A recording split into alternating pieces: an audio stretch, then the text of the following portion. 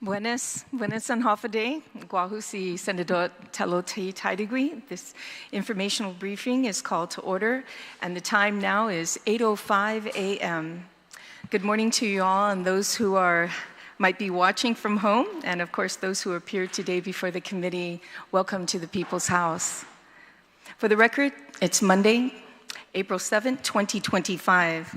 This informational briefing will be conducted by myself, Senator Telo Taitague, Chairman of the Committee on Economic Investment, Military Buildup, Regional Relations, Technology, Regulatory Affairs, Justice, Election, and Retirement. To comply with the open government law, notices of this briefing was disseminated to all senators and to the public at large via email and published in KUAM on Monday, March 31st, 2025, and a second notice on Thursday, April 3rd, 2025. Notice of this briefing is on the Guam Legislature's website and the Government of Guam notice portal. Also, the media advisory was sent via email on Tuesday, April 1st, 2025. I'd like to now welcome my colleagues who are joining me this early morning. We're usually starting hearings at 9, but 8 o'clock we wanted to get you guys out of the way, and we know it's military, so you guys like it early in the morning. First Secretary of the Legislature is Senator Sabrina Salas-Mantanani. Also is Senator Vince Borja. Thank you, colleagues, for being here today. Before we discuss the items on the agenda, I want to set some rules of engagement for everyone to follow during these procedures. I respectfully request that we conduct ourselves professionally and respect the other's opinion when speak. Please speak directly into the microphone and state your name and title for the record-keeping purposes. I ask that the panel members remain in the room for questions for any additional testimony that may be desired. Questions and testimony shall be confined to the substance and nature of the agenda. Individuals who do not comply with these rules will be removed from the room and prohibited from further participation. At this time, I'd just like to have some opening remarks. Excuse me, sorry. Hafide and good morning. I would like to begin by acknowledging the significance of the discussions we are about to have.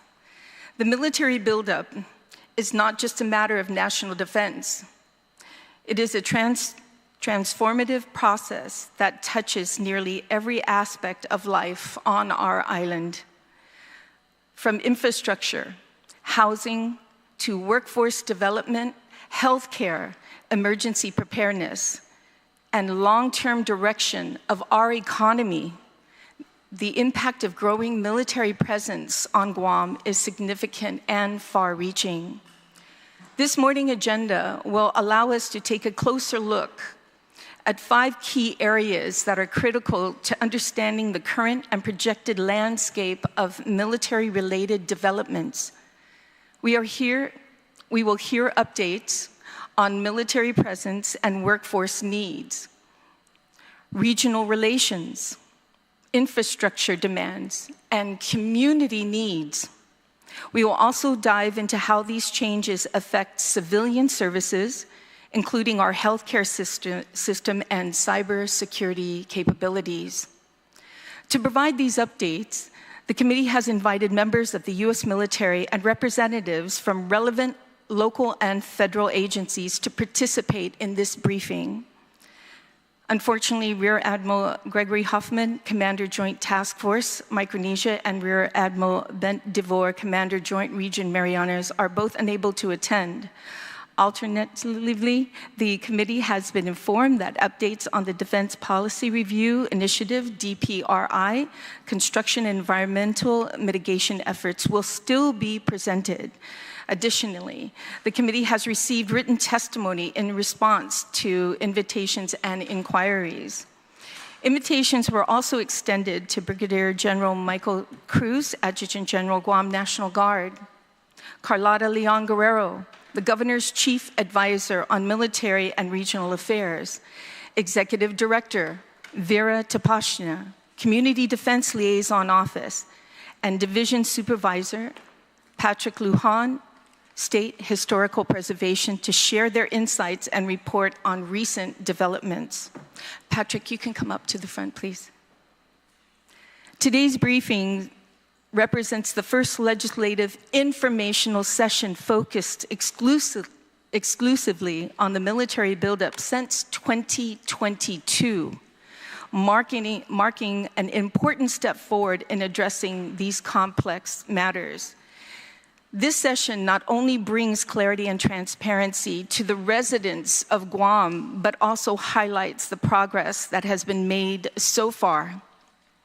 Significant strides have been achieved in key areas, and today's dialogue allows us to collectively reflect on those successes while paving the way for future advancements. We're here to listen, learn, and collaborate, that we can ensure our island remains not only strategically important, but also a thriving and resilient home for our people. Together, we will continue to engage in meaningful discussions to ensure Guam's growth and resilience for generations to come. For today's briefing, the committee has provided questions to each invitee to guide our discussions. We look forward to their presentation and responses. As a reminder, this is an informational briefing, not a public hearing or an oversight. We are here to receive information from our Department of Defense partners and local and federal agencies representatives, listen to their insights, and better understand the evolving status of this military buildup on Guam.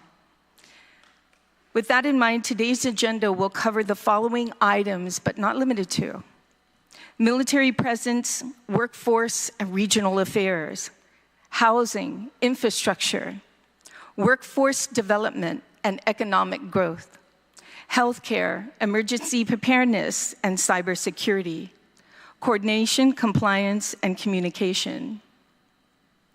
So we'll begin asking the first presenter, which will be from the Guam National Guard, representing Brigadier General Dr. Mike Cruz, to begin with the informational hearing. However, I'd also like to recognize who are here is one of my vice chairs is Senator Chris Barnett and Senator Shelley Calvo. Thank you and good morning, colleagues. And I'd like to now turn it over, please, your names and title, and what branch of government. Thank you so much. We'll start with you first. Hafaday Legislature. I'm Lieutenant Colonel Michael Chen, Guam Army National Guard. I am the former Construction Facility Management Officer, but currently right now serving as an Aviation Director. Good morning, Legislature. My name is Lieutenant Colonel Venetia Roberto. I was the former Logistics Deputy with the Guam Army National Guard. I am now the new CFMO. Just started effective 1 April, so yes, thank you.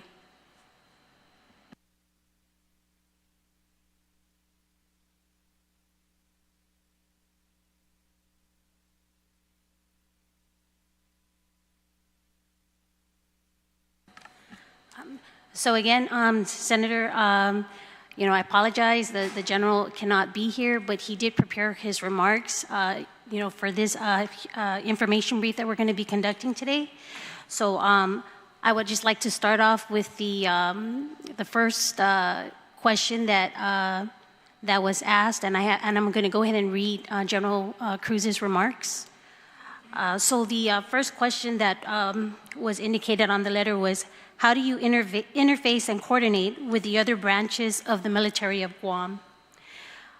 As the Adjutant General, I ensure that the Guam National Guard remains fully integrated into the joint and interagency operations, consistency with our top priority. Defense of Guam and the Marianas. We actively engage with Joint Marianas, Indo-PACOM, and theater service components through bilateral and multilateral planning efforts. Our involvement in exercises like Forager, Valiant Shield, and Vigilant Guard reflects not just participation, but strategic synchronization. We have embedded liaison officers, joint planning cells, and working groups that allow for real-time coordination, information sharing, and interoperability.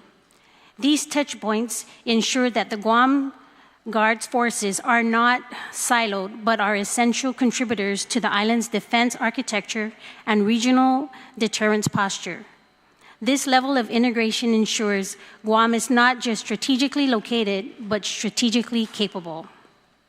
End quote. Guam has a continuity of indispensability to the joint force. Guam is a place that must be defended and must be able to project power. And this quote is from Admiral Samuel Paparo, Commander, U.S. Indo-Pacific Command. And then in response to the second question, if we have any questions to the first one, we can go ahead and open that. But for the second question, do you see the direct impact of the military buildup affecting the Guam National Guard on a day-to-day basis? General Cruz's response is yes, and these impacts directly inform our second priority of fixing ourselves. The military buildup has elevated the operational tempo and highlighted critical gaps in infrastructure, force readiness, and personal sustainability. From training space limitations to recruiting challenges in a competitive labor environment, the effects are tangible. Simultaneously, the buildup offers opportunity. It compels us to modernize our facility, improve interoperability with the active component, and prepare for multi-domain operations.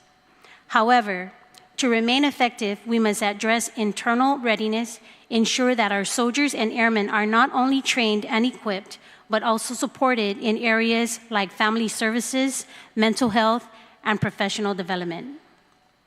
Strategic alignment with the buildup requires internal investment in systems, in people, and in our organizational culture. Fixing ourselves ensure that we can meet growing mission demands while maintaining the trust and effectiveness required of a dual status force. And his last response to the third question, Senator, is what role does the Guam National Guard have in assisting in Guam's national security role? His response is, the Guam National Guard is a force multiplier in Guam's national security posture, aligned with our third priority, recruiting and retention. We are building a force that reflects the island's values, defends its people, and contributes meaningfully to our regional stability. We provide enduring presence and persistence readiness in areas ranging from integrated missile defense and cyber resilience to humanitarian assistance and consequence management. Our soldiers and airmen are deeply rooted in the community and uniquely capable of executing both federal and local missions, bridging the civil-military divide and strengthening trust. As Guam continues to emerge as a strategic centerpiece in the Indo-Pacific, the Guard must evolve in parallel, investing in talent, technology, and partnership to remain indispensable. We are not simply a supporting agency. We are a critical node in the continuity of operations, deterrence, and defense. Our ability to recruit and retain skilled professionals who understand both operational demands and the cultural context of Guam is essential to sustaining this role. Guam's National Guard is not just responding to history, it is shaping it. End of his response, Senator. Thank you so much, Lieutenant Colonel, for being here. Both of you, appreciate it. I know that, and I believe it's his medical duty this morning that did not allow him to be here, but this will be passed out to my colleagues. In fact, colleagues, it's on the Google Drive, all the answers that were provided from the panel today, except this one, we just got it this morning, so we will make a copy for you and make sure you have it. But thank you so much. We will now move to the next one, which Carlotta Leon, former Senator Carlotta Leon-Garreau, representing the Military Affairs and Regional Affairs from the Governor's Office. Thank you, Madam Chair, and good morning to members of the legislature. I just thought I would give a little bit of background on myself and how I am in this position. Some of you might know, but there are some new faces here. I was a senator in the Guam legislature when the military started shrinking. It was called the base realignment and closure. So right now you're witnessing an expansion, but the military shrinks and grows at different times. So the big one was the base realignment and closure, where bases started shutting down. And so then former Speaker Joe T. San Augustine formed a BRAC steering committee. And I, as a member of the legislature, as well as La Morena, we were on that BRAC steering committee. And then what started happening is we started crunching it on all the issues that came out, and then La Morena and I would come back and work with the legislature on what was needed. So the BRAC steering committee, one of their accomplishments was to get back 3,200 acres of land. So because the military was shrinking, so in order to get that back, we came back to the legislature. Senator Forbes created the Ancestral Lands Commission to receive it. So it's an example of what has ebbed and flowed over the years that some of you might not be aware of it. Also, I was instrumental in creating the Civilian Military Task Force with George Bamba over there. This is Mike Cruz was in the health chairman, and I was his chief of staff, and George was the chief of staff to Governor Calvo, and we worked, Governor Camacho, and we worked together to create the CMTF. And the CMTF had 12 committees, and the legislature was in all of those committees. And we had the directors of our agencies, and we were crunching what it was going to take for Guam to deal with the buildup. And Senator Chris Duenas was one of our active participants and members on the CMTF regular meetings. So that's a little bit of history of the government of Guam dealing with the military on the shrinking and growing of it. So I just wanted to give a little bit of that history. And now we're at the bulk of the work is now being done in the CMCC and through the SIDLO. Where I come in, I really work in the nexus between military and regional affairs. And I'm out in the region a lot. I think I have a bigger role in the regional affairs than I do in military affairs now, because the governor has gone very active in the Pacific Island Forum. So I'm out there in the Pacific, and I see the growing presence of China, and I see their efforts, and I see what they're doing, and how they go about their business. And it's something that I'm very more than concerned about. I don't think that they have for real care for the well-being of Pacific peoples. I think that their number one concern is access to resources, Pacific resources.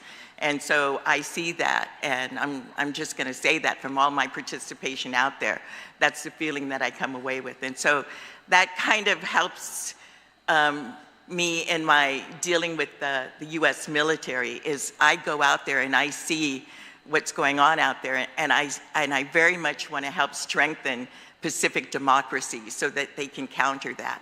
So that's what I think where I work with what's unique. Vera can talk about the area that she works at. It's unique. Mine is a little more unique. I'll bring it back to the governor. I'll bring it back to Joint Region Marianas. But I am trying to drive a bigger lens for them of humanitarian role. I think that going forward, this buildup is going to end. All these buildings, all this is going to come to an end very soon. But what is not going to come to an end, what begins then, is the training and testing that's going to go on. And that's going to go on forever. There's no end in sight of this. This buildup has got an end date of when they're going to stop grading and clearing and building. Then training and testing is going to kick in. And so I think we should have an understanding of what that means. I think that if I would say anything to the legislature, I would say the sort of work that I think needs to be done from my perspective in one of the questions is, what do I think needs to be done for cultural and environment? I think that everybody should have an understanding of Appendix A of the programmatic agreement for training and testing. It's something that I worked on with Patrick. and Randy to negotiate. And that outlines every single training event and where it's going to take place on the island. And so I think that we should have a greater understanding and look at that. Right now, the only lens on that is a cultural perspective. That programmatic agreement was designed in the silo of looking for impacts to cultural artifacts. But it requires that at the end of every training event, say the training event is an amphibious vessel coming ashore. Right now, the only lens that is going to be on that is an archaeologist looking to see if that churning up of the seashore affected cultural artifacts. I think there should be EPA people there. I think there should be others there. We should have more lens. I think the fire department and the first responders should be seeing, oh, here's where they're going to be jumping from the sky. Here's where they're going to be blowing up stuff underwater. You can look and you can see everything they're going to be doing and then put additional lenses on it. So that's one of the things I would say in response to the questions. And I'm sure Patrick can talk about that a bit more, but the need to, I think there's a need to go into the salary structures for the people that are needed at EPA and the archaeologists.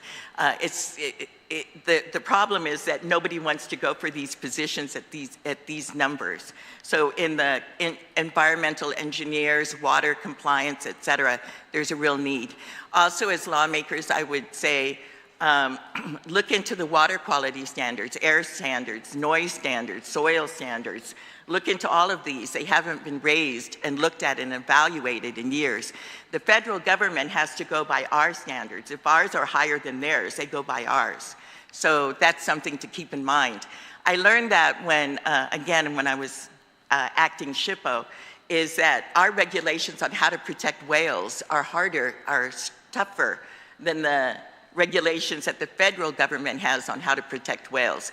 So when it came down to it, they had to answer and mitigate to a higher standard because there was a local law there. So that always impressed on me. So anytime I'm in front of lawmakers, I want to try to help you understand what your lane is and where I think some help is needed in those areas. So as far as the questions on housing, the impact to housing, I would direct you to Fernando Esteves.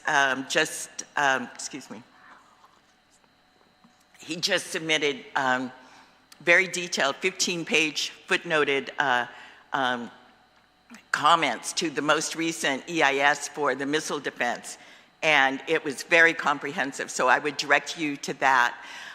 Dave Della Sola from Department of Labor is asking, saying he wants to work with the legislature on taking a look at rules and regulations on that are the contractors say restricts them in temporary workforce facilities.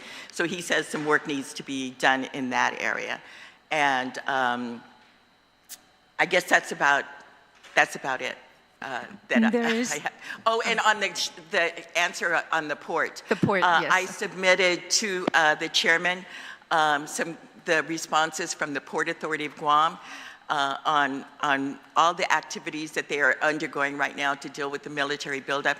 And what I can tell you, what we learned in the CMTF, just a basic concept so you can grasp what the port is doing right now, is when the military started telling us in the early days what they were going to do with the buildup, the port crunched it out and it looked like a 600% increase. And so the port said, we're not going to get stuck with these costs. You're going to have to shoulder some of this burden. So the phrase that was used, you might hear it throughout at different times, but it used to be called stranded cost. The port didn't want to blow up 600% to handle the military buildup, and then once all the construction is done, the port is now left with these huge bonds and financing. So that's why the push back into the federal government to say, this is your role and here's the statistics. And that's why you're seeing huge partnership with the federal government into the port. But the chairman has that white paper from the port outlining everything that they are working on. So thank you very much. Carlotta, can you just elaborate a little bit on the importance of the gantry cranes and the issue that may fall on this military buildup by extending it even longer? The gantry cranes are absolutely critical to the ability to move construction materials to keep up with the buildup needs. And in the document that the chairman is talking about that was given, they're saying that if we have 3 gantry cranes and they're all aged. If one goes down, this is the delay it's going to cost. I think if one goes down, they'll be delayed by 4 years. If 2 goes down, they're delayed even longer. It becomes impossible to hit those marks. So that's what's in the white paper that the port submitted for testimony. It goes into greater detail, but they did give some very detailed stats on what happens if they don't get the cranes.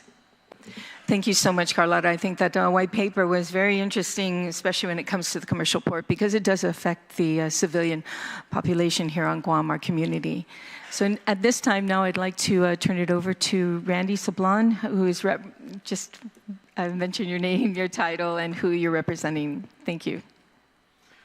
Good morning, Senator Taitague, members of the committee and the legislature. My name is Randy Sablon. I'm the Senior Political Military Affairs Advisor for both Joint Region Marianas and Joint Task Force Micronesia. So both of the admirals are my bosses, essentially. I just have some opening remarks.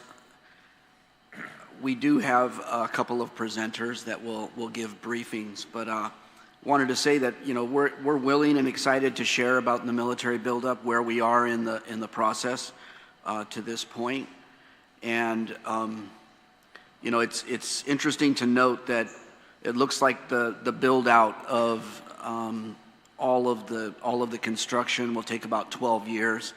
We're in, I think, year number 8 of construction. I think the first projects were let in 2017. So we're over halfway there to completing the buildup. As I mentioned, we have 2 briefing presentations, and how those fit into the agenda today, I will leave up to you, Senator Taitague. They will take cumulatively, both of them will take about 30 minutes. I'm aware that there are other speakers here, including Vera Tapasna and Patrick Lujan, so I want to be careful with the time so that other panelists have time to make their statements and their presentations. Those presentations will be given by Captain Burkett to my left, who is from OICC. That is the officer in charge of construction, overseeing all of the contracts for the buildup. And then we also have Albert Borhoff from Marine Corps Base Camp Blas. He leads on all of our environmental natural resource type mitigation, and he has done that for many years now. I will note that both of our presentations have been presented to this body before, but they are updates, obviously. They both have also been presented to the governor at the Civilian Military Coordination Council, or the CMCC. So we've done this before, and we're happy to be able to do it again in an update mode. I also want to say that maybe there was a number of questions in equity in the letters of invitation that you gave. I counted that we received 33 questions from you, Senator, and so I didn't plan to go through responses to 33 questions as a separate presentation. But of course, we did provide responses to 32 of the 33. Each of you should have a copy of that before you. And so I hope that is ultimately informative. The one question we won't be able to delve into this morning is related to cybersecurity. And that's simply because I essentially didn't have the time to coordinate with all of the interagency partners that we have, that we work with on cybersecurity, to clear a public statement. Not that, we had some language to provide, but it just couldn't get through all those hoops in the amount of time available. So we can circle back to that in the future. Very, very happy to do that once we've coordinated properly with our partners. And I also want to say that both admirals, DeVore and Huffman, are willing and excited to engage the legislature, not just this committee, but other committees, the whole body, to receive more information at JRM headquarters. We can provide posture briefs and go quite a bit beyond just the buildup. The buildup is just one thing that's happening on Guam. It's arguably the largest thing that is going on. But there are other expansions of missions and mission sets that are coming online that require some investments on the military installations. There's also quite a bit of money if you read the article in the paper recently. There's also quite a bit of work that's going to happen on the glass breakwater. That breakwater is owned and maintained by the U.S. Navy here on Guam. So there's quite a bit of repair work related to Typhoon Mawar. So with that, it's your call, Senator, if you would like to hear the presentations now from OICC and Marine Corps Base Camp Blaz on behalf of the region, or if you would like to push that to the right a little bit. Again, it'd take about 30 minutes, I think, for both presenters to go through that.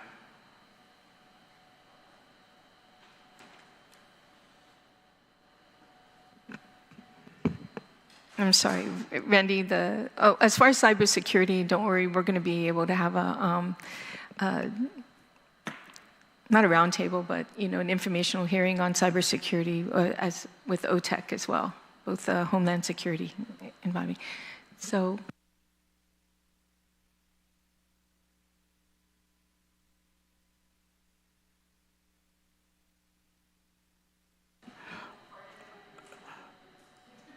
I was just at the end of my comments, Senator. I'm just asking if you would like us to proceed with the OICC brief and then the environmental.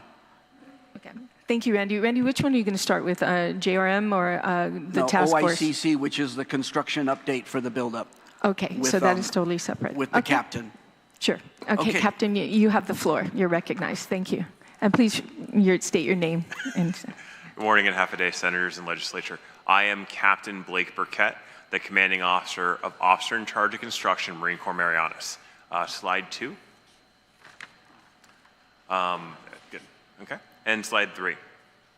I am tasked with the construction contract post-award oversight and quality assurance of the Defense Policy Review Initiative, or DPRI, construction on the island of Guam. DPRI is an Indo-PACOM combatant command initiative based on U.S. government and government of Japan agreements to realign U.S. military forces in the Indo-Pacific region, including elements of the 3rd Marine Expeditionary Force from Japan to Guam, with the aim of adapting the U.S.-Japan alliance to the 21st century security environment. DPRI includes the development of infrastructure, such as Marine Corps Base Camp Blaz on Guam, to support the relocated forces. This has resulted in the stand-up of the Naval Support Activity, Marine Corps Base Camp Blaz, in 2022, and the movement of the first 100 Marine logistics personnel in December of 2024. Slide. OICC MCM is an organization of approximately 135 personnel, 10 of whom are military. 70% of my civilian staff are native to Guam. We execute our mission through the vision of mission first, people always, legacy forever. All of this is in support of building excellence. Our mission is the reason for our command's existence. We are here solely for the construction mission in support of DPRI and to build excellent facilities. Those facilities are here to enable the Marines to build their own excellence through training, force posture, and increasing capability, capacity, and readiness. Personnel are our means of doing this. We work to develop excellence and build our people every day through ongoing training and opportunities, as well as extensive internship programs where we develop workforce talent. We build excellent people who have the skills and capabilities to execute our mission today and eventually move on to improve other organizations in the future. The legacy here is extremely important. We are tasked with building the first new Marine Corps base in over 70 years. We want to build an excellent legacy that carries through the future generations of Marines and with the local community. We do this through comprehensive alignment and execution of National Environmental Policy Protection Act requirements in coordination with the Guam EPA, developing protected habitats for native Guam species to be reintroduced, such as the 8-spotted butterfly and Micronesian kingfisher. We also have a legacy in preserving the cultural resources of Guam and the Chamorro people. We have found and identified a number of unknown burial sites that we have examined in concert with the University of Guam, archaeologists, changing the known history of the island of Guam due to these new finds. All artifacts we uncover are turned over to the people of Guam, held in trust by the University of Guam. All remains are memorialized, including a find of 13 intact human remains from the Latte period that we memorialized at the Saban Fadang Memorial by the governor and members of this legislature. Members of my staff who are tomorrow take great pride in this connection to their ancestors and help to ensure that we take our cultural legacy seriously. Next slide. We'll be going through the overview. Next slide. So the DPRI construction program on Guam is an $8.9 billion program with $2.8 billion provided by the government of Japan. We currently have 93 planned projects, 33 of which are complete, 52 in active construction, and 7 planned for award in FY25. We take safety during this extremely seriously. OSHA has a standard for days away restricted and transferred, which is known as DART. MCM has a 0.05 rating compared to the industry average of 1.5. That is across 12.4 million man-hours of work last year in FY24. We are very, very proud of that. On an average day, we have over 5,000 workers across 15 contractors on those 52 active projects. We normally with over 22 active cranes doing multiple lifts every day. In FY24, we did $809 million of work in place of new construction, completed 2,659 requests for information, and 223 contract modifications. As you can see from the slide, we have progress across the entire island, and I will go through at a high level an overview. Next slide. This is our main area of work in the Marine Corps Base Camp Blah's main cantonment. We have completed 6 projects for a total of $422 million, as well as 44 projects underway with a value of $2.8 billion. We have a total of 30 projects, as I mentioned earlier, that will commission this year, many of them on the main cantonment. Next slide. Up at Anderson Air Force Base, we have partnered with the Air Force to provide aviation capacity, capability, and readiness for the Marine Corps force that will be here. That construction has completed 14 projects, including 2 large hangars, for a total of $673 million. And we have 6 projects still in construction for a total of $373 million. Next slide. The Marines also have a responsibility for maritime movement. So down at Naval Base Guam, we have had a number of projects in order to upgrade or improve the maritime logistic capability there to do roll-on, roll-off capability with the Marines and the Marine Expeditionary Units that could be coming through. We have completed 6 projects with 1 remaining. Next slide. This is, in order to build the excellence in the Marines, they need to train, and they need to train hard. And in doing that, we have 2 primary areas, one of which is the Mason Live Fire Training Complex. We have completed 1 project with 4 ranges, which is shared between the U.S. government and military, as well as the Army National Guard and the police on Guam. And then we are in the process of completing our final project, which is a 1,000-meter multi-point machine gun range with pop-up targets and moving targets.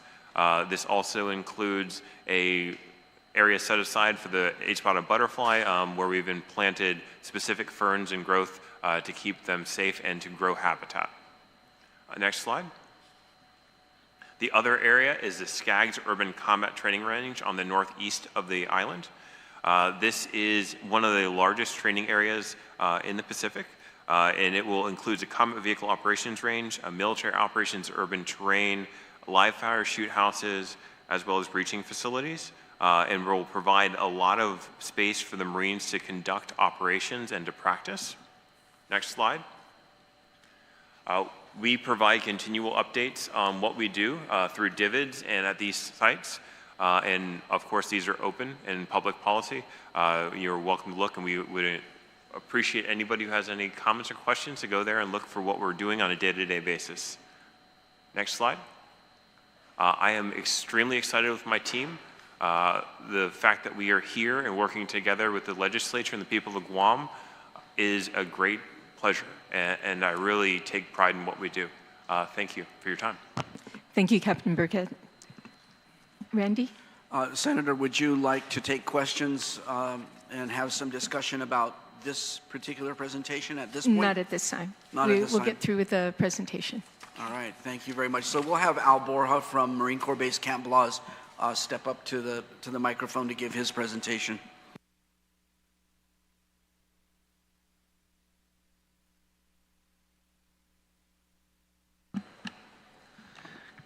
Good morning. My name is Albert Borja. I'm the Environmental Director for Marine Corps Base Camp Blas. Good morning to Madam Chair and honorable members of the committee. Slides, please.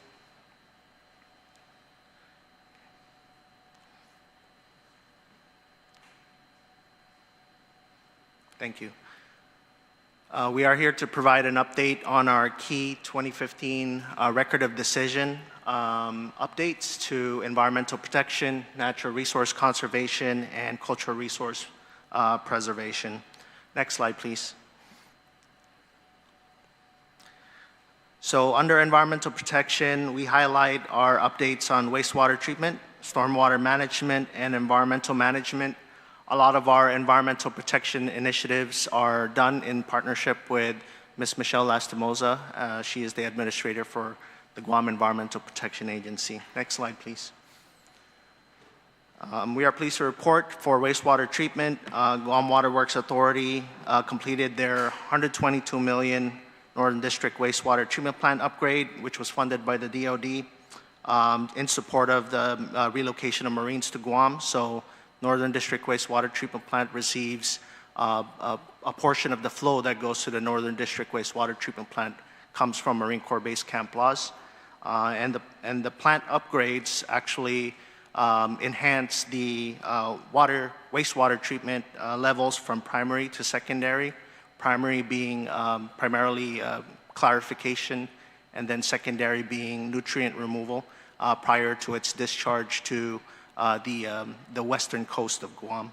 And these are meeting more stringent standards set forth by the U.S. Environmental Protection Agency. Next slide, please.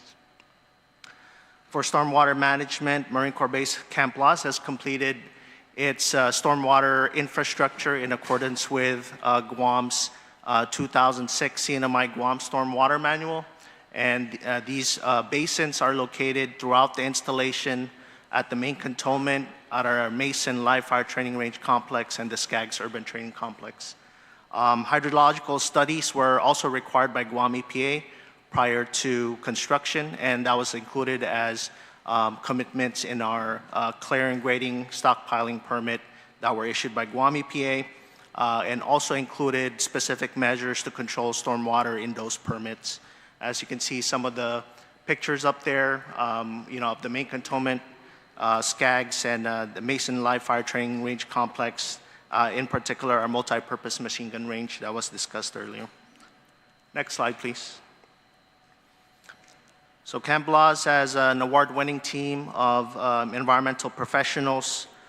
We are primarily a local workforce that have spent most of our lives providing environmental services to the Department of Defense.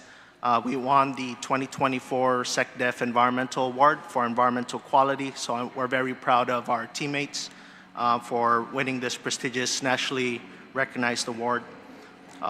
We also established our hazardous waste management plan and our spill prevention, control, and countermeasure plan for the installation.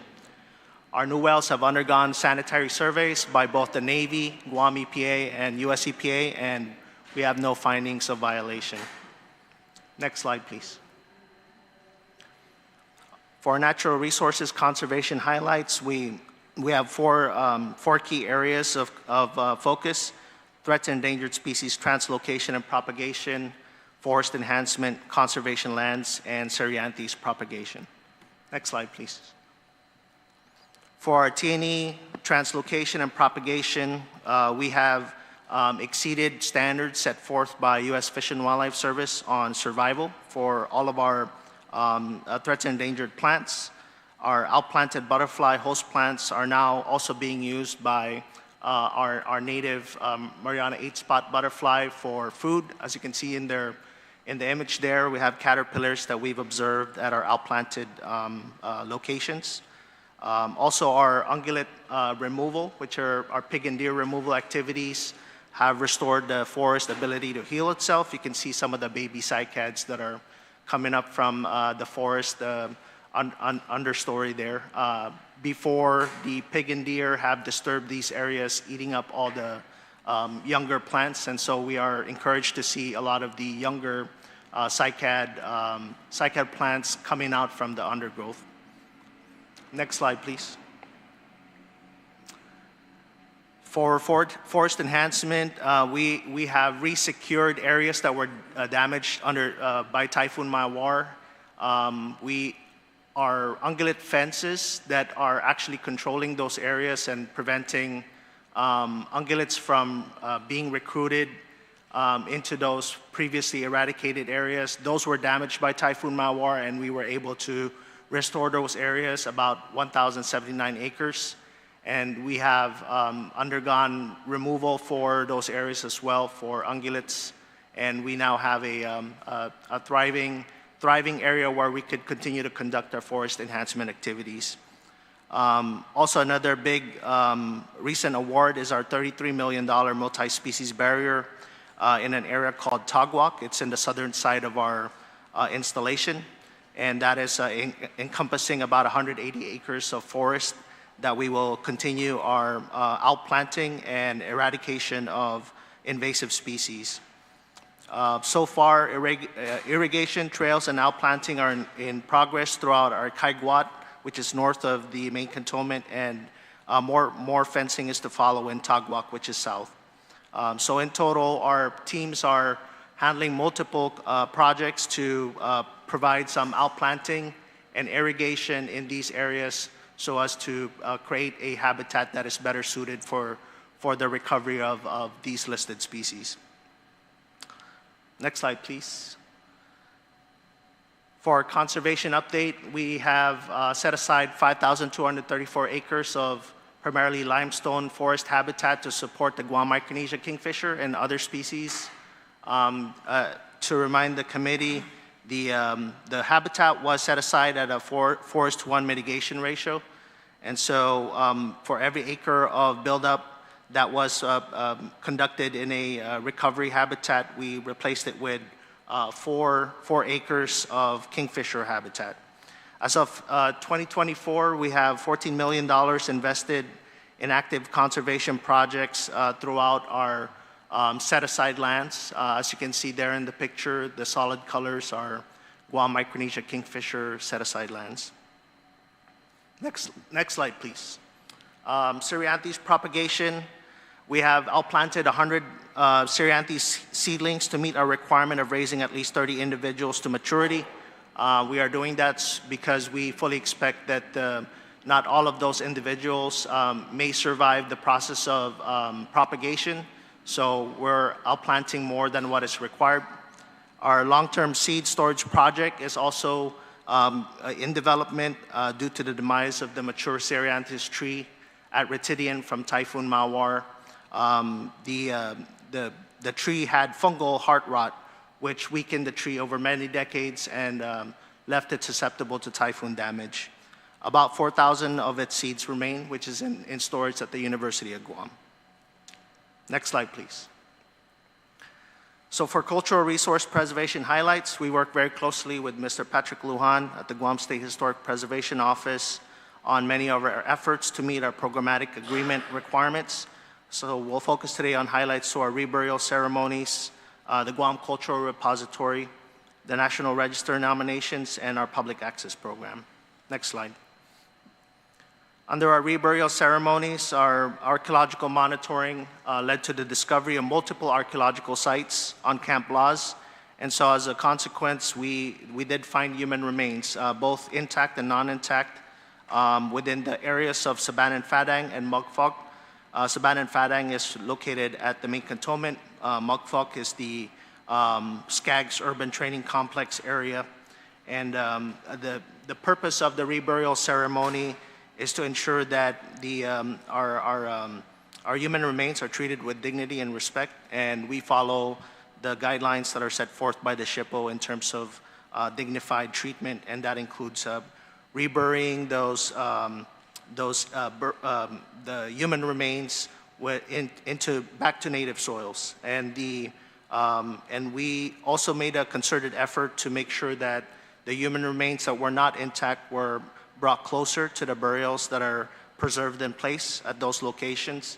And we're very proud of the support that we provided to the SHPO to facilitate the reburial ceremonies. There are some pictures up there with elected leaders, cultural practitioners, and the Guam SHPO.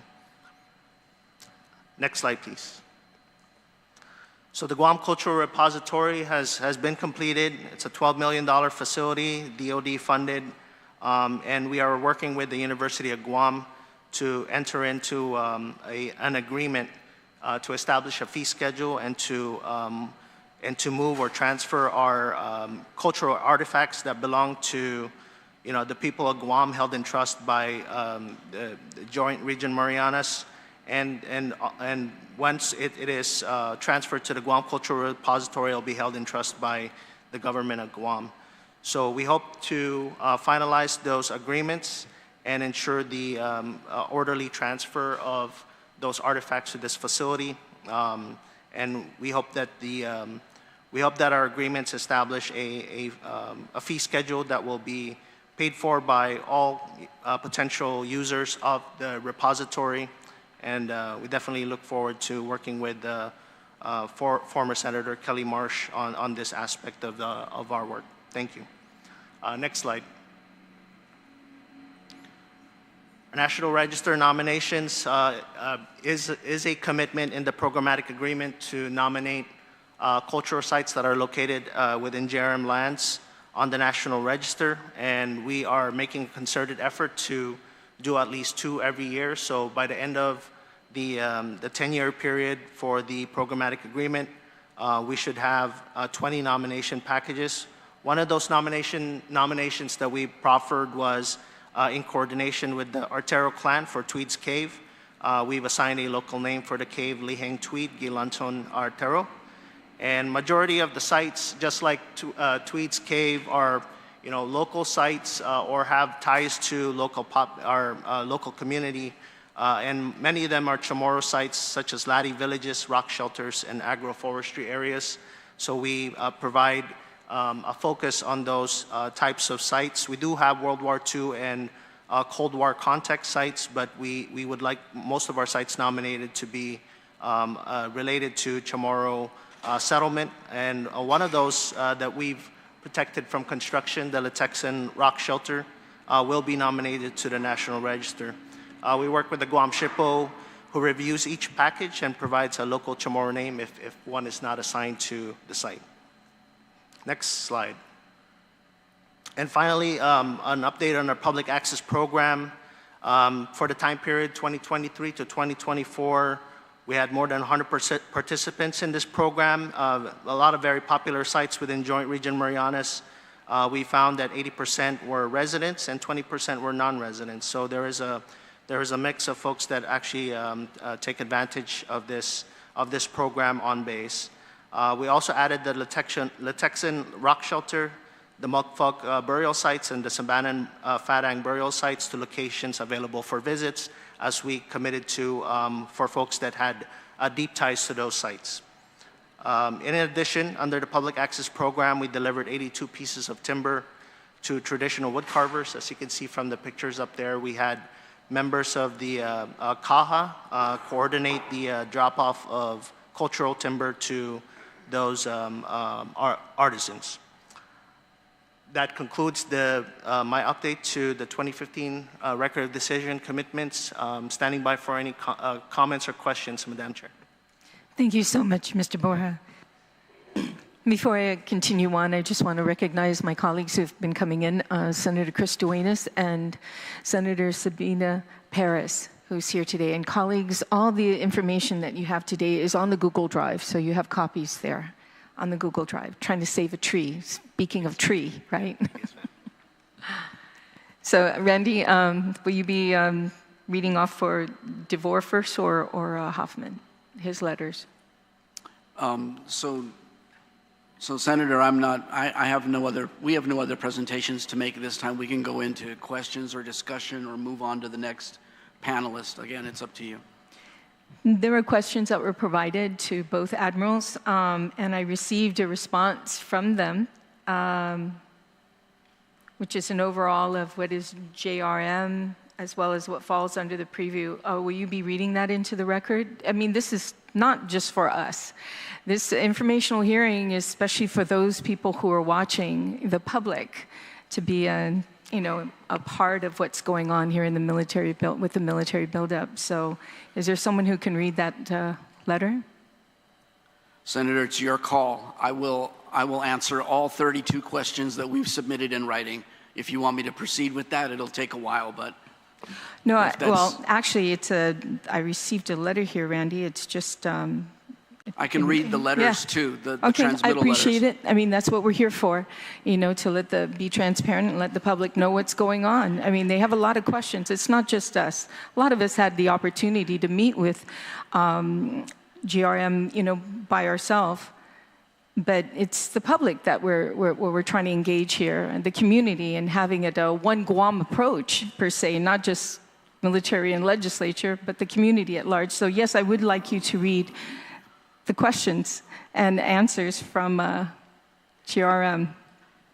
I will certainly do that. Thank you, sir. Vera, Patrick. Can we get some water, too? Give us some time. It's quite a lengthy document. Yeah. Apologize for the amount of time. I had not planned to do that because they were submitted for the record, but if that is what the chair would like, we will proceed. I will, maybe I'll start off with the letter from Admiral Huffman. Okay, thank you. For JTFM. If you'll just give me a moment, Senator. Okay, thank you so much. Can we make sure we have some water for Randy? And I mean, well, hopefully all these questions that I sent are the same questions my colleagues are going to ask, so might as well do this now.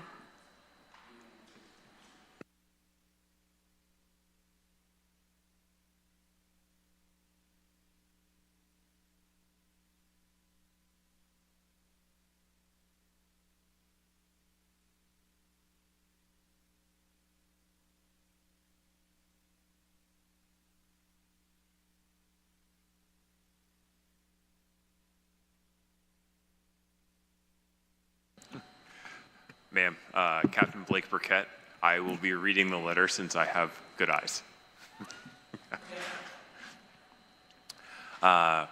Thank you for your invitation of March 20th, 2025 to attend and brief your committee on the Guam military buildup. Unfortunately, I will not be able to attend the briefing, but I would like to invite you and all the other senators of the 38th Guam legislature to a meeting at Joint Region Marianas headquarters in the near future to discuss Joint Task Force Micronesia's mission and role in the region, as well as some of the work we are doing in support of the defense of the Compact of Free Association States and our U.S. territories. I would also like to thank you for the list of questions about JTFM. Please refer to the enclosed document, which I hope adequately provides an introductory understanding of JTFM and its role in the region. I sincerely hope your information briefings are insightful and productive, especially on the larger list of questions you provided to Admiral Brent DeVore, Commander, Joint Region Marianas. A copy of this letter has been sent to the Honorable Frank Blas, Jr., Speaker of the 38th Guam Legislature. Going to the attachment. The following responses to questions are provided to support a set of informational briefings. Overview and purpose of JTFM. What falls under your purview? JTFM is designed as a senior military official representing the Commander U.S. Indo-PACOM within Micronesia. In the event of crisis or conflict, JTFM is a senior operational commander in the Joint Operating Area. Joint Operating Area includes Guam, Commonwealth of Northern Marianas Islands, Republic of Palau, Federated States of Micronesia, the Republic of the Marshall Islands. What are the goals and missions of the JTFM? JTFM synchronizes operations and activities across all domains, enabling a robust warfighting posture while enhancing partner nation capacity. Dedicated to promoting regional stability, our mission also incorporates homeland defense, defense support of civil authorities, foreign humanitarian assistance through a whole of government approach within our assigned joint operations area. Has JTFM engaged with all islands in Micronesia? JTFM has engaged the governments of 5 island territories in the states of Micronesia as listed above in their respective capital cities. Additionally, JTFM has engaged several other islands within these countries and territories. CJTFM provides senior military advice and consultation to the governors of Guam and the CNMI and to the U.S. ambassadors in the Compact of Free Association countries. We conduct bilateral joint committee meetings with each COFA state biannually, quarterly stakeholder meetings with the CNMI governor and other political leaders, and quarterly civil military coordination councils with the governor of Guam. JTFM SMO staff and representatives of various component commands meet more frequently in the islands to conduct technical meetings associated with various JCM matters and defense site initiatives. CJTFM interacts regularly with the national government in the COFA states in close coordination with the U.S. ambassadors. This improves transparency, builds relationships, and counters adversary narratives in the region. Question: what is the JTFM doing for humanitarian efforts? Answer: JTFM is responsible for the defense support to civil authorities in Guam and the CNMI. Foreign humanitarian assistance is provided to the DoD to other island nations for disaster response and recovery as tasked through the State Department. DoD performs humanitarian assistance through a number of smaller projects throughout Micronesia and has consistently provided free medical care services through exercises including Pacific Partnership, Koa Moana, and other various community outreach services in Palau for rotational civic action teams. End of attachment. Thank you, Captain Burkett.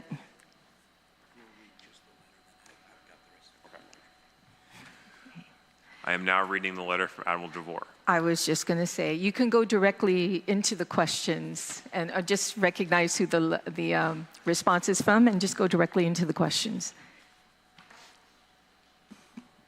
I'll handle the questions at a slightly larger font. So there's a little bit of an introduction before the questions, and I'll read that. The following responses to questions are provided to support a set of informational briefings by Ms. Vera Tapasna, Executive Director of the Governor's Community Defense Liaison Office, Adjutant General Michael Cruz, Guam National Guard, Ms. Carlotta Leon Guerrero, the Governor's Chief Advisor on Military and Regional Affairs, and Mr. Patrick Lujan, the Guam State Historic Preservation Officer. And in lieu of briefings from Rear Admiral DeVore, who will not be available for the meeting, and Rear Admiral Huffman, who was also invited to the same meeting but will not be available. As a prelude to the responses to questions posed by Senator Taitague, it may be helpful to understand the difference between the collection of projects commonly referred to as the Guam military buildup and other military programs of record.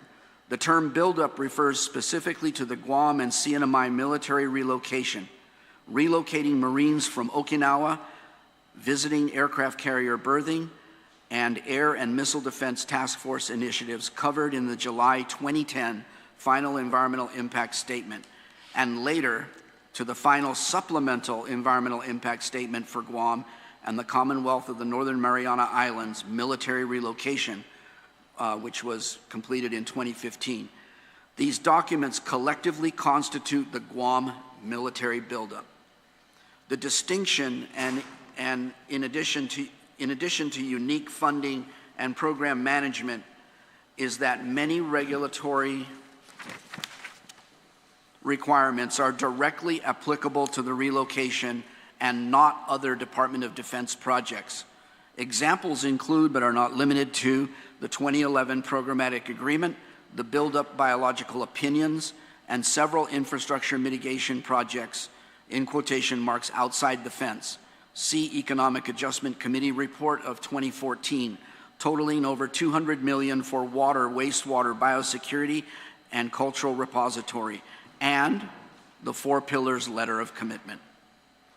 Separate and distinct from ongoing DIPRI efforts, there are other projects and programs that are in various stages of planning and execution, such as the Guam Defense System, also known as missile defense, submarine maintenance facility at Polaris Point, infrastructure improvements at Andersen Air Force Base, Typhoon Mawar recovery projects at Naval Base Guam, Andersen Air Force Base repairs to the glass breakwater at Apra Harbor, and numerous smaller projects that can be considered part of overall military growth on Guam or recovery with utility independent from relocating Marines. The list of questions below cover both the buildup and other mission initiatives. Where appropriate, distinctions have been made in the following responses to questions. Beginning with the first question, was essentially provide an overview of JRM. Response, Joint Region Marianas is the only joint region in the Department of Defense's Joint Basing Program. JRM is unique because the region spans 3 non-contiguous installations in Guam and 2 leased training areas in the CNMI. Each installation has an installation commanding officer who has delegated authority to provide installation support to warfighters on behalf of Commander Joint Region, a U.S. Navy Rear Admiral who is responsible for delivering joint installation support. The second question is, what falls under your purview? Response, JRM is a Navy-led joint region with the Navy as supporting component in Guam. All of the installation support on U.S. Naval Base Guam, Marine Corps Base Camp Blas is provided by and resourced by the Navy. Some examples of installation support include contract oversight, trash and refuse collection, fire and emergency services, human resources management, and delivery of morale, welfare, and recreation resources. Some functions were returned for funding by the Air Force for Andersen Air Force Base. Andersen acts as the supporting component on behalf of the Navy for those functions on Andersen only. The Navy is the lead joint basing support component in Guam. The Air Force, U.S. Army, and the U.S. Marine Corps are supported components, meaning that these service components signed the JRM Memorandum of Agreement and transferred resources to the Navy to efficiently provide support in the joint construct, with the exception of some of those functions on Andersen Air Force Base.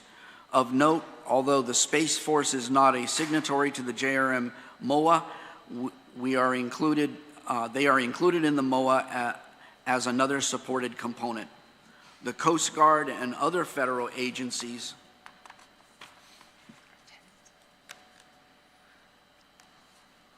are tenants. Sorry, there's a page here. Okay. Are tenants and reimburse the supporting component for installation support per the JRM MOA. The supporting components, Navy and Air Force deliver installation support in Guam. Navy delivers IS through Naval Base Guam and other Navy entities, and Air Force through 36 Wing. Other Navy entities providing support include Navy Computer and Telecommunications Station Guam, Naval Facilities and Engineering Systems Command, Marianas, and NAVSUP Fleet Logistics Center, Yokosuka Detachment, Guam. So that's the overview of JRM. Moving on to the next question, it covers the 4 pillars. And the way this is laid out is there are about 5 or 6 questions, and then there's a narrative that follows. I'll read the questions now. Please give us an overview of the 4 pillars commitment. How is the military ensuring compliance with the commitments outlined in the 4 pillars? How does the military plan to improve transparency and communication with the government of Guam and the public regarding compliance? What role does the local government play in monitoring the implementation of the 4 pillars? Are there any concerns or amendments made to the 4 pillars commitment? Now for the responses. On February 7, 2011, Undersecretary of the Navy Robert O. Work committed to the Governor of Guam 4 pillars to guide the Department of Defense's approach to the buildup associated with the Defense Policy Review Initiative and the relocation of Marines from Okinawa to Guam. The 4 pillars include, the first one is One Guam. It's DoD committed to improving the quality of life for the people of Guam and the military personnel who will call Guam home through funding infrastructure upgrades and advocate for federal investment in Guam's other socioeconomic needs. The second pillar is Green Guam, committed to developing the most energy-efficient infrastructure possible and supporting Guam's efforts to develop sustainable and renewable projects. Third pillar, access to Pagat Village and Cave, providing 24 hours, 7 days a week, unimpeded access to the Pagat Village and Pagat Cave historical sites. Fourth, net negative. It was a commitment to having a smaller DoD footprint on Guam post-military buildup than before, returning underutilized land to the government of Guam.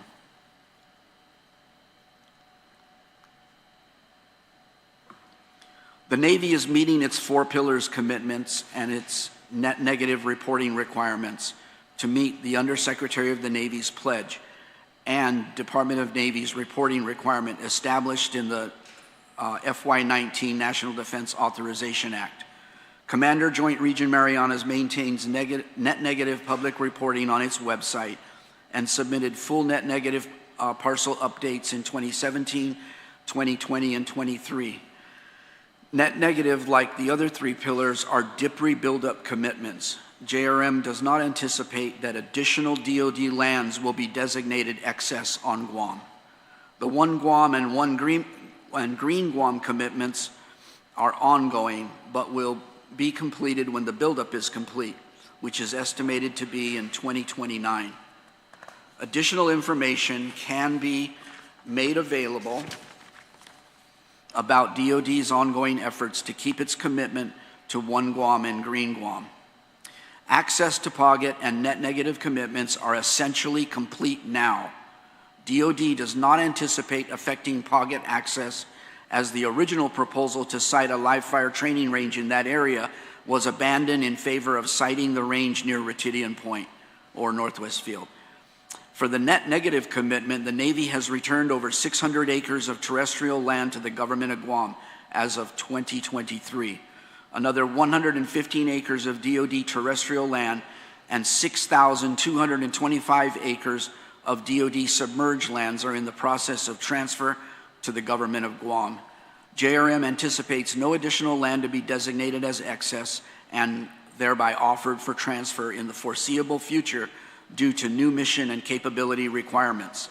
From a broader compliance perspective regarding land use, 5,234 acres, the same acreage that Al Borja noted, of land at Anderson Air Force Base and Navy Computer NCTS have been designated as durable kingfisher recovery habitat under the 2015 Memorandum of Agreement between the Navy and the U.S. Fish and Wildlife Service regarding conservation of the Guam Micronesia kingfisher recovery habitat in northern Guam. Other military lands in northern Guam are under development or planned development, or are undevelopable lands subject to constraints that preclude use and transfer. There are no concerns with the four pillars letter of commitment from DoD's perspective. The next question, updated numbers of military personnel, dependents, and support personnel to be stationed on Guam. Response, please see attachment 1. It's the colorful population chart at the end of the enclosure, which is the currently updated CMCC population growth slide. In saying that, I want to make a point that we will continuously update the population growth slide. It is regularly presented at the CMCC meetings to the governor of Guam. The projected increase of military personnel to be stationed on Guam between 2025 and 2037 is 13,325. Please include dependents, support personnel, and contractors. Response, dependents growth is estimated at 10,400. Support personnel growth is roughly 2,566, including non-H-2B contractors. Those would be the contractors that service the systems that we put in place, such as those for missile defense, etc. What is the latest timeline of military personnel relocating to Guam? Response: the CMCC slide shows a rough timeline, though significant growth is expected to shift to the right until facilities have been completed. Next question: status of H-2 workers for military projects. What is the military doing to make sure there is an adequate supply of housing for H-2 workers during their employment in Guam? Response: as part of DoD's acquisition and contract management procedures, companies competing for major construction and service contracts are required to provide their plans and ability to provide workforce housing during the proposal, solicitation, and evaluation process. These proposals are reviewed during the source selection process and utilized as evaluation criteria to determine a potential offeror's ability to responsibly and efficiently complete the work. The review and approval of H-2B housing proposals by all contractors is subject to local government regulation by the Guam Land Use Commission, the Guam Environmental Protection Agency, the Department of Public Health and Social Services, and the Guam Department of Labor. Next set of questions is regarding housing. What percentage of housing is available for military personnel on base versus subsidized housing off base? Is the military planning to develop more housing options for their personnel, or will the military be depending on subsidized housing in the local market? Does the military have any federal property that they intend to use to develop more housing projects? Then there's a note not including properties that have housing on it already. Response: at this time, approximately 40% of the active duty DoD population resides in on-base housing. The current occupancy rate for on-installation housing is 84%, and this percentage fluctuates based on major renovations, repair, and minor renovations as units are processed for turnover. Mandatory family housing assignment policies in place at both Navy Base Guam and Andersen Air Force Base are causing an overall increase in the ratio of eligible personnel housed on base versus off base.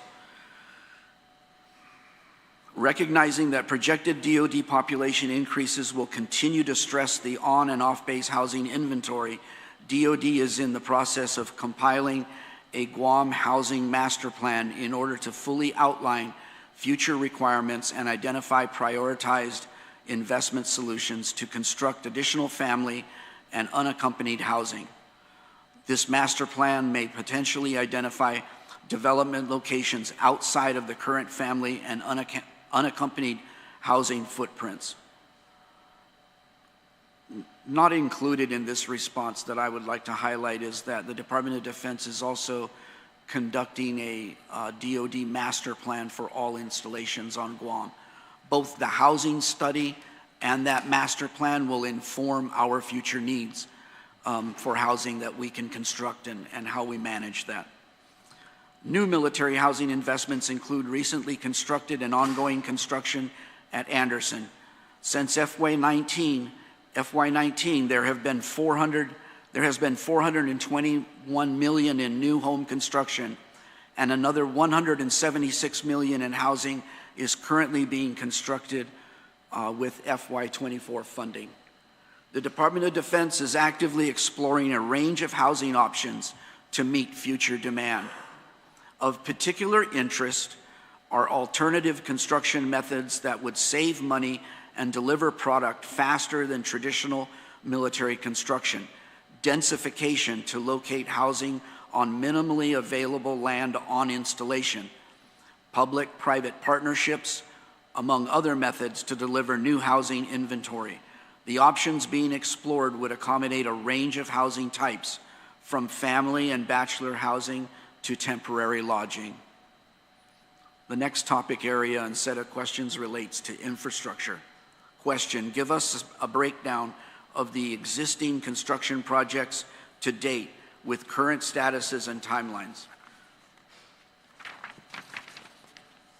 Give us a breakdown of completed construction projects. What is the anticipated impact and capacity for local power, water, and wastewater infrastructure? Has this changed? Will there be more power, water, and wastewater infrastructure needed to support the buildup, considering the MDA and other ongoing military projects? How has the military adjusting to the limited construction materials available, i.e. decreasing aggregate coral for cement?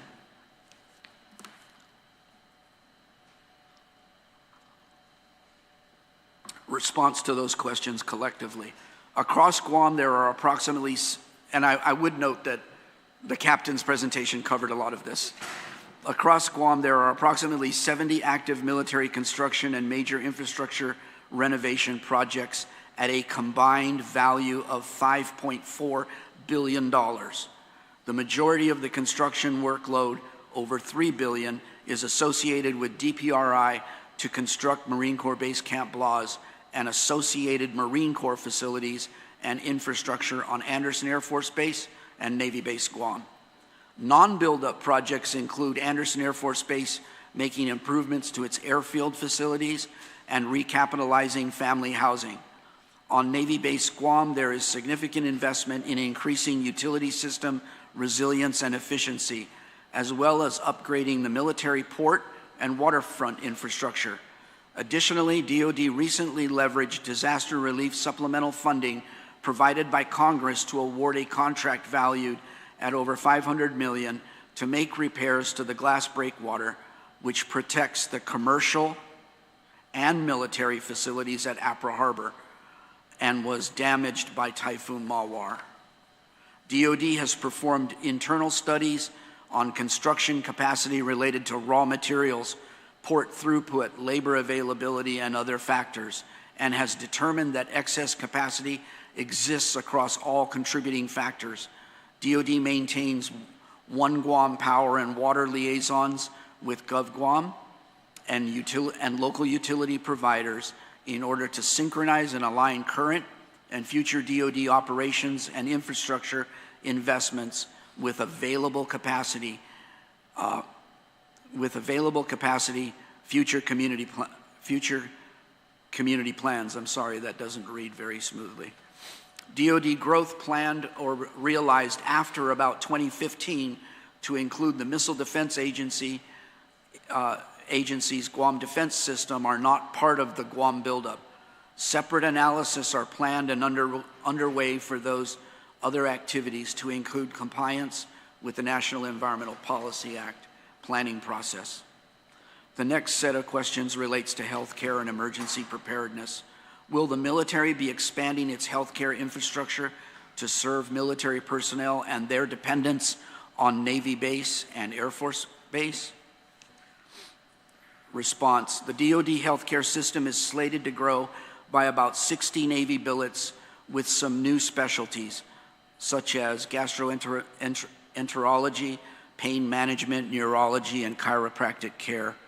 Andersen may get an additional primary care team for family member care needs. Andersen has also added one emergency physician and one emergency room nurse and a flight nurse added to the manning document to support Naval Hospital Guam and help train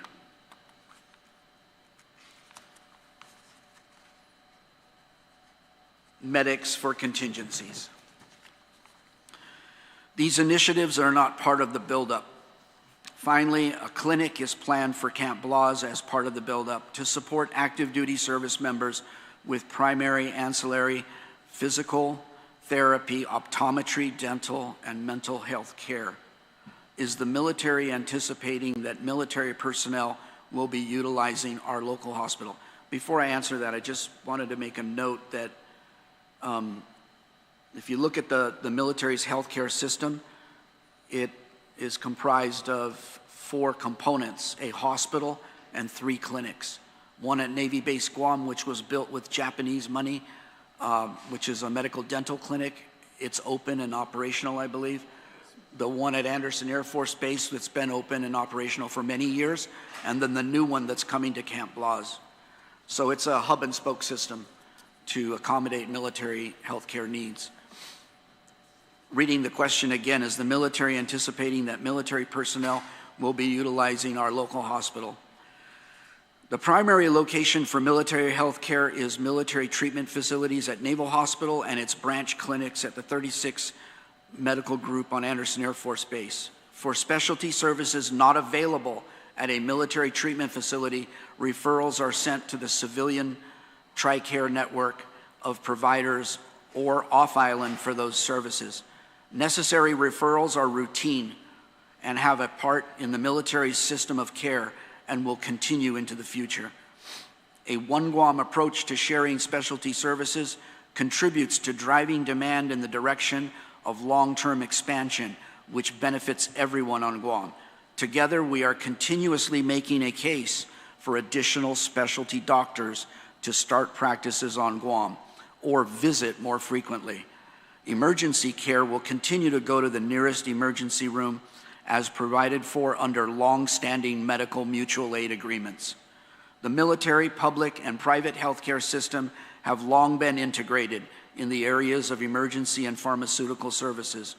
The operational tempo of Naval Hospital for emergency room services currently stands at 51% active duty and dependents and 49% local retirees and their families, veterans, reserve components, and other 911 ambulance transports. Similarly, of the total patient users serviced by the Naval Hospital Guam Pharmacy, 39% is active duty and dependents, and the majority of utilization, at 61%, is provided to non-active duty individuals from our community. Next question. If so, will there be additional federal resources allocated to local hospitals and clinics? Although not part of the buildup, the Defense Health Agency and the Uniformed Services are diligently planning to increase support services and personnel within the military treatment facilities in alignment with the growing mission on Guam. The TRICARE managed care contractor will seek to expand partnerships with civilian providers on island accordingly within the network. Next question, are there new emergency preparedness measures being developed in response to the buildup? Although not part of or necessarily in response to the buildup, Naval Hospital Guam remains a key stakeholder in the recently established Trauma Care Regional Advisory Council to enhance Guam's emergency medical services and trauma care capabilities. As reported, the newly informed council will be tasked with facilitating the development of a regional EMS, emergency management system, trauma system plan, implementing process care improvements, launching targeted injury prevention programs, and revising existing protocols based on data-driven assessments. This initiative will increase the coordination of community health programs and ultimately improve healthcare outcomes for the people of Guam. Funding. Are there anticipated cuts in the funding appropriation for the military buildup? Are any funds jeopardized? At this time, there have been no cuts identified. However, JRM and the services are looking across the board for less expensive ways to do business to lower the cost of the military buildup. An example that is not part of the buildup is the new HSC-25 hangar, which will be minimized in size and use alternate construction methods in order to cut the costs of building a new hangar. Does the military anticipate cuts moving forward? And has the size of the military buildup changed due to these cuts? For both buildup and non-buildup projects, the military anticipates that every project and personnel requirement will be closely examined to ensure the wisest use of funding. As costs to build and work in Guam continue to increase, Those increases are likely to trigger careful cost cutting. The Army is looking very carefully at consolidating requirements into fewer sites and reutilization of older facilities to cut down on building costs for the Guam defense system. The other services are looking within their own areas for similar savings to other missions. JRM does not anticipate the size, in other words, the project scope of the military buildup, to be subject to project cuts. With the Trump administration in office, can you tell us how the military buildup fits into the broader U.S. defense strategy in the Indo-Pacific region? The Trump administration has not officially modified the original objectives of the military buildup as a specific component of the nation's defense strategy. Cybersecurity. What measures are being taken to protect Guam from cyber threats and other non-traditional security risks? The DoD is part of an interagency group working on a number of initiatives to improve cybersecurity in Guam. Unfortunately, JRM is not able to prepare a more informative response at this time. How will the military engage the public in assisting local networks with cybersecurity concerns? Response, the DoD, similar to the previous one, the DoD is part of an interagency group and has no plans or authority to directly or indirectly engage the public on cybersecurity. I will note again here, Senator, cybersecurity is the primary responsibility of a different federal agency. That agency is the Department of Homeland Security. And you can imagine the interagency group and how many agencies are involved in that. We all play a part. It is an active and very productive partnership. Cybersecurity is taken very seriously by DoD and our partners here on Guam. That looks like the end of the Q&A and responses. Thank you so much. Again, yeah, go ahead. Open to questions, discussion, or moving on to the next panelist. Did we give a copy of the printout of what was attached to this letter from Admiral DeVore showing the timeline? Was that given to the video? Okay.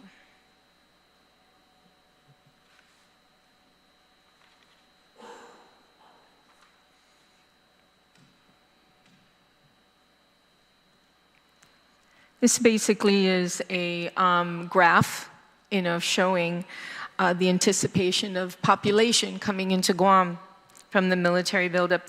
It's called the Guam Population Growth Fiscal Year. Just real quickly then, I appreciate Randy for mentioning everything, how many pages of answering my questions. And so I think this one is just very simple. If we can get a copy of them to put it on in the meantime, just so that it's on the screen, because many times people review these public hearings later on, and they can press stop and pause and really look fully on it. So if we can get them to put this on the video for the public to see. In the meantime, it says in FY24, a total population of active duty is 8,721. Dependents at 8,634. DoD civilians is 5,535. This is a total of 22,890 in population. Now this is FY24. FY27, it now looks that active duty from 8,721 will now go to 14,541. Dependents in FY24, it was 8,634. In FY27, it will go to 12,268. Then DoD civilians for FY24, it is 5,535, will be increased in FY27 to 6,198. So that's from that timeline, and it goes all the way up to FY37. Yet in the presentation, the end of the military buildup is anticipated to be 2029, but yet this chart goes up to FY 2037. Randy, can you just explain why? I mean, they say the buildup is done by that time, but yet it goes all the way to. You know, there would be two reasons for that distinction. Number one, when all of the construction is done and we've cut the ribbon on every building at Camp Blas and every associated support facility on the island of Guam, is not necessarily when all of the Marines will occupy those facilities. So construction will, so the end of the buildup, the construction part of it, will definitely come to an end somewhere around 2029. Personnel that will man and load the military base, bringing us to the roughly 5,000 Marines, will continue to happen in later years. So those are not, so construction and occupying buildings are not perfectly aligned. The second reason for those differences in the numbers is, as I've said numerous times already, the buildup is only one thing happening here on Guam. DIPRI and the relocation of Marines is only one thing. The Army is going to do a defense system. It's going to have soldiers that are going to run those systems. Those soldiers will have dependents. Those systems will have contractors that will maintain and help run those very technical missile defense systems, whether they be sensors or launchers or anything else. And again, maybe a lot of people don't realize, but the Los Angeles class submarine is nearing the end of its useful lifespan as a platform, and the Virginia class is coming on board. It has its own set of requirements. Those are different submarine platforms. So there are maintenance requirements and other technical support activities necessary for that future incoming platform. So that is also an amount of growth that will happen. So we're looking on this chart, Senator, at everything we can possibly put a thumb to and projecting that out. And when we look at that, including other growth, it's reasonable to look as far out as 3037. Maybe we increase that to 3038 next month. Bear in mind that this chart changes a little bit, I would say every 30 days, as different military units refine their numbers.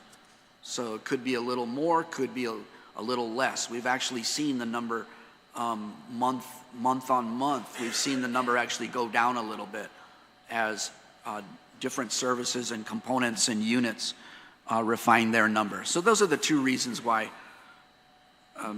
you know, one is build-up specific, the other one is mission capabilities and development. That's just going to happen over time. Thank you, Randy, for that. Were we able to put the that screen? Oh, there it is. Okay. So those who are watching, this is what the diagram that we were talking about earlier when it comes to population growth on our island. And like Randy said, it could change. So it's important to have these informational briefings every once in a while, not every 7 years. Okay, so next I would like to introduce to the table and be recognized is the Executive Director, Vera Tapashna, who's the Community Defense Liaison Office, Civil Military Coordination Council as well, to talk about that. But we are trying to move away from the definition of military buildup and go into what's called SIDLO. And then that's, of course, the Community Defense Liaison. So, Ms. Tapashna, you have the floor. You're recognized. Thank you, Madam Chair, and good morning to the esteemed members of the 38th Guam Legislature. I am Vera Tapashna, Executive Director of the Community Defense Liaison Office. And in consideration of time, I will definitely try to read quickly through my opening statement. But I am humbled to be here on behalf of the Office of the Governor. We, the Community Defense Liaison Office, established under Executive Order 2020-39 by Governor Leon Guerrero, is the successor office to the Guam Buildup Office. The CDLO stands at the cornerstone of strategic coordination with the Department of Defense on behalf of the Office of the Governor and the people of Guam. Our mission is resolute: to work collaboratively in safeguarding Guam's security and promoting economic prosperity by serving as a central point of contact for coordinating and recommending solutions presented to the Department of Defense that support and enhance our quality of life. As military growth reshapes our island and the region, the CDLO is unwavering in our commitment to understanding DoD's national security imperatives for Guam and advocating for all our agencies on all fronts. Through collaborative partnerships with Joint Region Marianas, Joint Task Force Micronesia, the Indo-Pacific Command, and the Pentagon, we ensure that military expansion strengthens Guam's security while unlocking economic opportunities for our people. Our approach aims to balance defense priorities with the needs of our civilian community, mitigating pressures on infrastructure and government services while fostering a thriving economic future, and all while working to preserving the environmental and cultural integrity that define Guam's identity. The CDLO's core strength lies in its collaborative forward-thinking strategy. We engage diverse stakeholders, our GovGuam agency leaders, federal partners in our community to harness input, adapt to challenges, and to track DoD policy shifts affecting Guam and our broader region. This vigilance ensures informed decision-making that prioritizes security, prosperity, and the stewardship of our island's natural and cultural treasures. Through federal grants to conduct critical assessments, we are fortifying the One Guam initiative, again working to build a resilient island capable of withstanding threats and seizing opportunities without sacrificing what makes Guam unique. While the CDLO origins lie in military-civilian coordination, the CDLO's mission has evolved to advocate for Guam's security, again, economic vitality and heritage across multiple fronts in partnership with the Office of the Governor, or Government of Guam agencies, again, Department of Defense, local community, and other partners. The following includes, but is not limited to, the ongoing work of the CDLO, whether it's responding to major NEPA actions or collaborating on the Guam DoD Master Plan. Healthcare infrastructure, we continue to garner federal support to enhance our healthcare facilities on the island.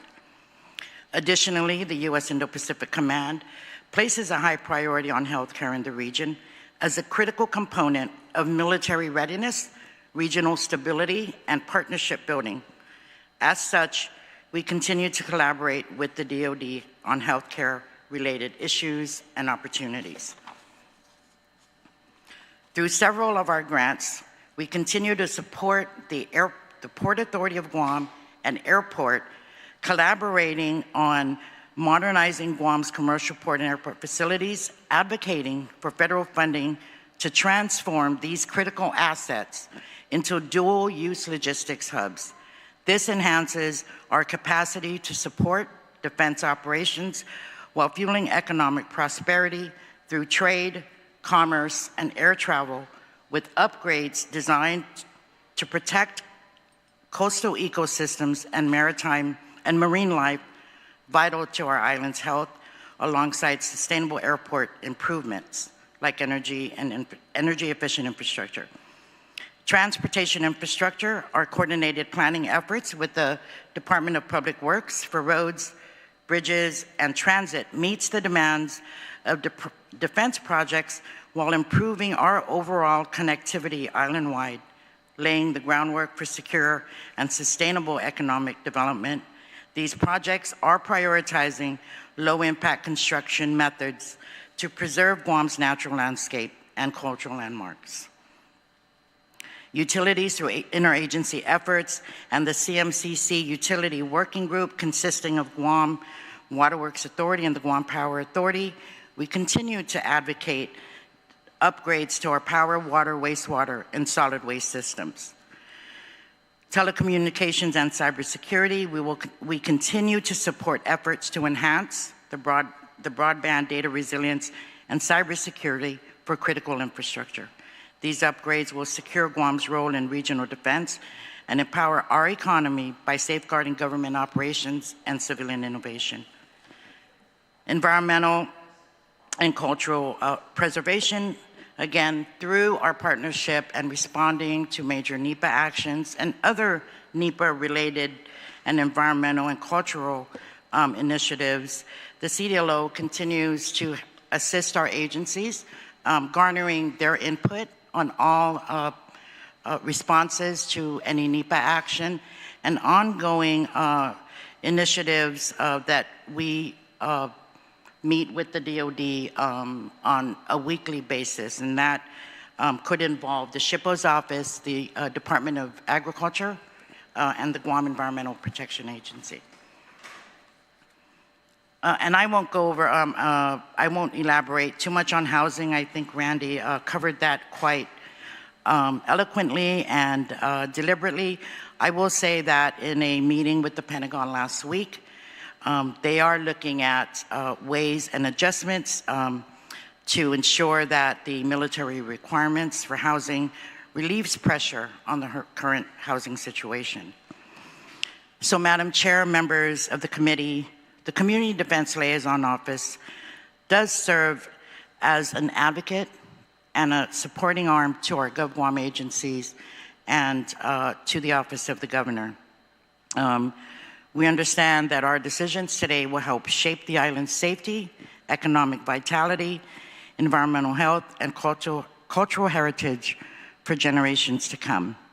I thank you for this opportunity to testify, and I welcome your questions, your guidance, and your partnership as we continue to advance Guam's secure, prosperous, and culturally rich future. Sijus Masi. Sijus Masi, Vera. You know, I did send you the questions, and you were kind of going from right to left on this, but I just want to ask you a couple of the questions that I provided you, which are, one of them is,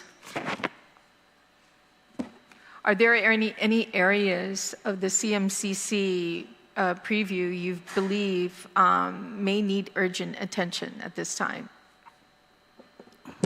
Well, I believe currently that the CMCC is addressing very critical issues that are brought forward by our government of Guam agencies. And again, the utilities agencies are very active in the CMCC. There is a working group. The Housing Infrastructure Department of Public Works. There is continuous issues being addressed that are urgent and relevant today to the current military growth strategy. So your utilities is like on your top list, and then anything housing? Yes. So as we develop the agenda, whether it's every 60 days or 90 days, we call out to the government of Guam agencies, to the working groups, to see if there's anything that they need to bring forward during the CMCC to address any of their concerns or their needs. So certainly the utilities agencies have been front and center. In our last CMCC, the Guam Power Authority provided an update. The housing and infrastructure continue to work together on several pressing issues. We have our Department of Agriculture and Department of Guam Environmental Protection Agency that also provide updates, as they deem necessary during CMCC. And so to your question, is there anything that is urgent?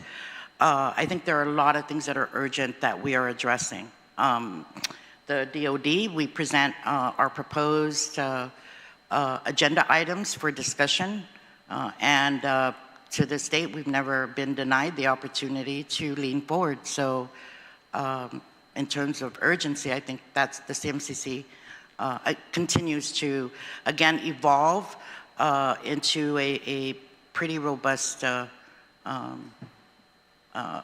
organization, if you will. Yeah, and then one of the questions was about CMCC. Can you tell us if the scope or direction of CMC has changed since the inception in 2010? I want to make sure that... kind of give an overview on the CMCC. Oh, can you tell us? Yeah. Yes, can you tell us if the scope and direction of CMCC has changed since its inception? So I would say my response is that the CMCC, the Civil Military Coordinating Council, established in 2010, has undergone significant evolution to address challenges and opportunities from the expanding U.S. military presence on the island. Initially focused on facilitating collaboration between the Department of Defense, local government, and federal agencies for the Marine Corps relocation, the CMCC today has adopted to broader issues like the Guam Missile Defense Program development, infrastructure strain, regional security dynamics in the Indo-Pacific. And so I would say recent meetings reflect a shift toward integrating diverse stakeholders, strengthening One Guam to tackle pressing challenges like workforce shortages, housing demands, and pursuing strategies and initiatives fostering transparent partnerships to balance military mission needs with civilian quality of life improvements, in our goal to transform into opportunities for more resilient. And how many times does the council meet, and is there a place that the public can actually review the meetings that goes on for CMCC? So I'll share in my response if it's okay with Randy, but we, again, the CMCC was formed, again, in 2010 as a means for the executive branches, the government of Guam and the Department of Defense, to engage and address relocation.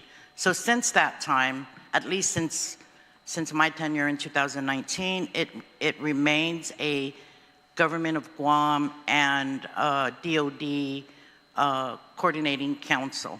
And so we used to meet 90 days, and right now we're trying to meet every 60 days, given the current growth situation on Guam.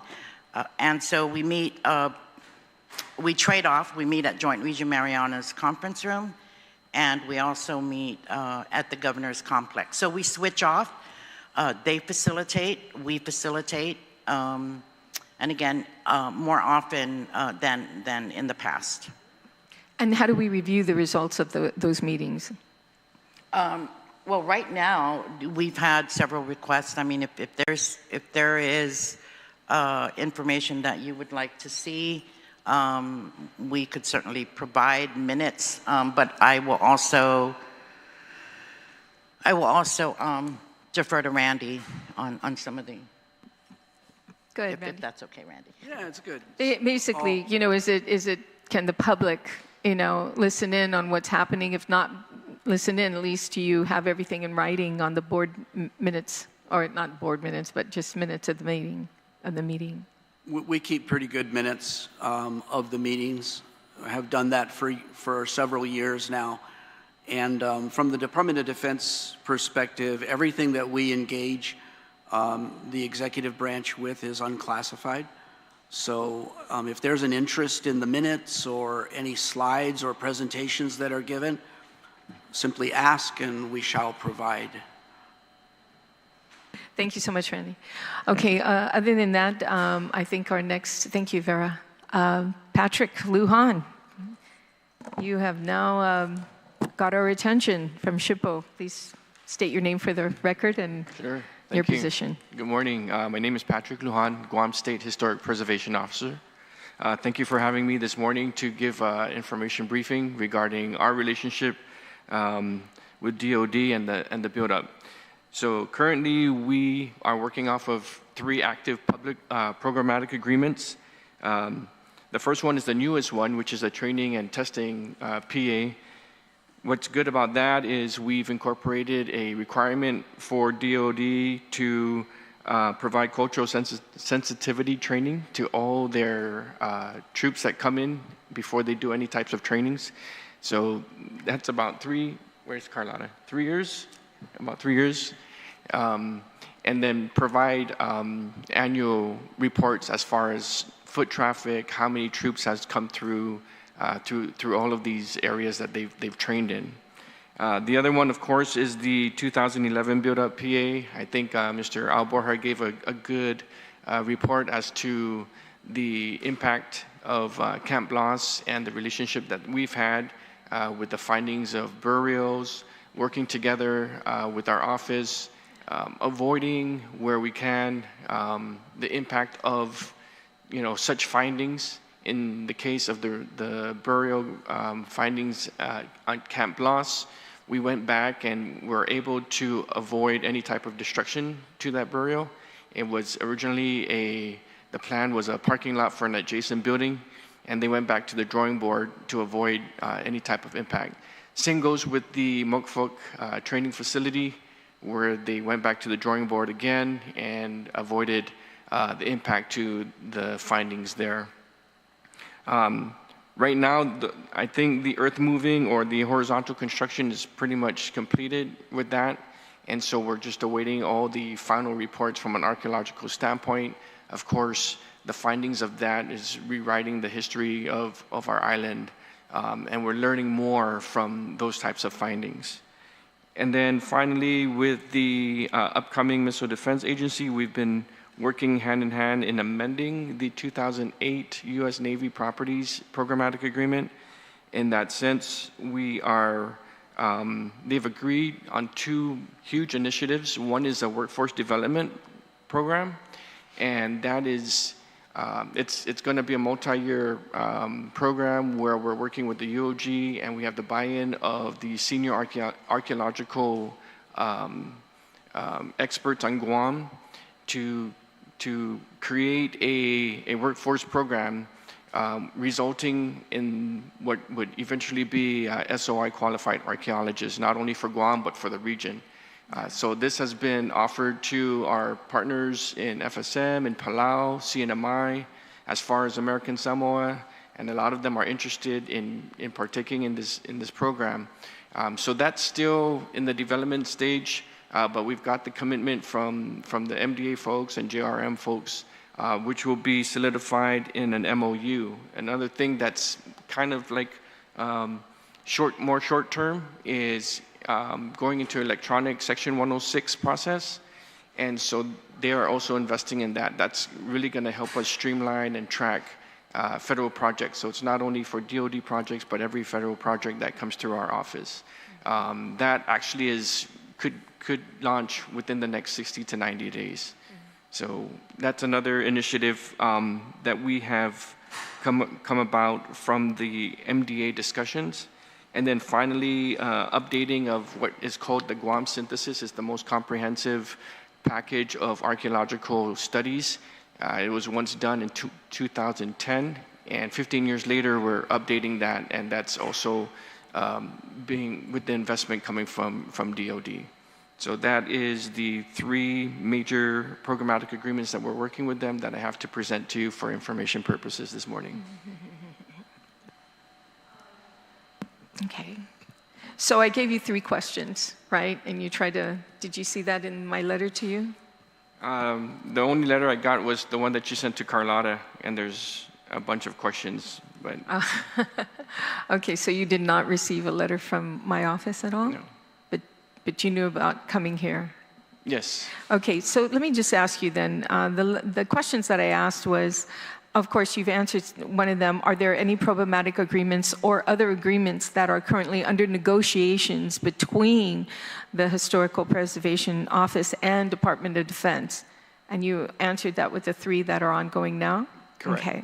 The other question was, are there any areas in the current problematic agreement that need to be revised or revamped? You pretty much said some of those two as well. And the last one, could you clarify how the Historical Preservation Office is managing oversight for projects related to military buildup? Additionally, what specific contracts has been established to support this workload, because it's quite a bit of workload? Sure. Yeah, so we've evolved that, that one investment as far as the SHPO liaison. Initially, on the initial run of the programmatic agreement, it was only a part-time position. But because of the amount of workload that we have, they've adapted and provided a full-time liaison, which is a senior archaeologist. So it wasn't just like a junior person to come in, and we were fortunate enough to acquire, we brought someone out from retirement, Dr. John Peterson, to take on that position. And so he's been with us for about 2 years already, and things have been working well.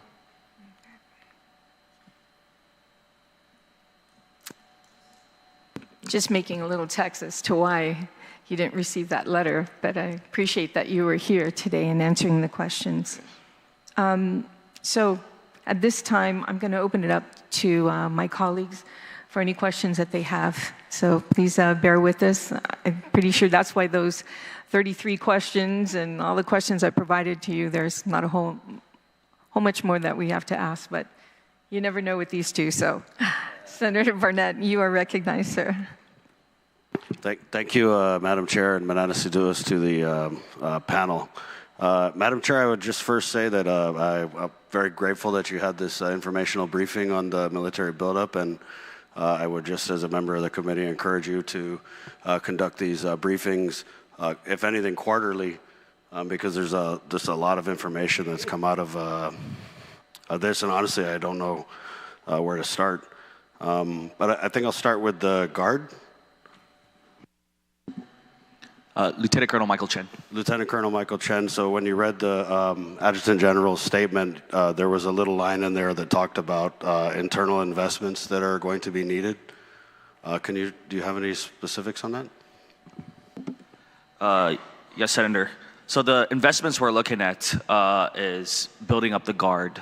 Currently, right now, we operate mainly from two locations, Barrigada Readiness Center and the Fort Juan Muñoz located down in Harmon area. So we have made some small investments working with the Department of Navy to extend our borders, if you will, going into Radio Barrigada. But once we reach that capacity, we do not have any other place to go.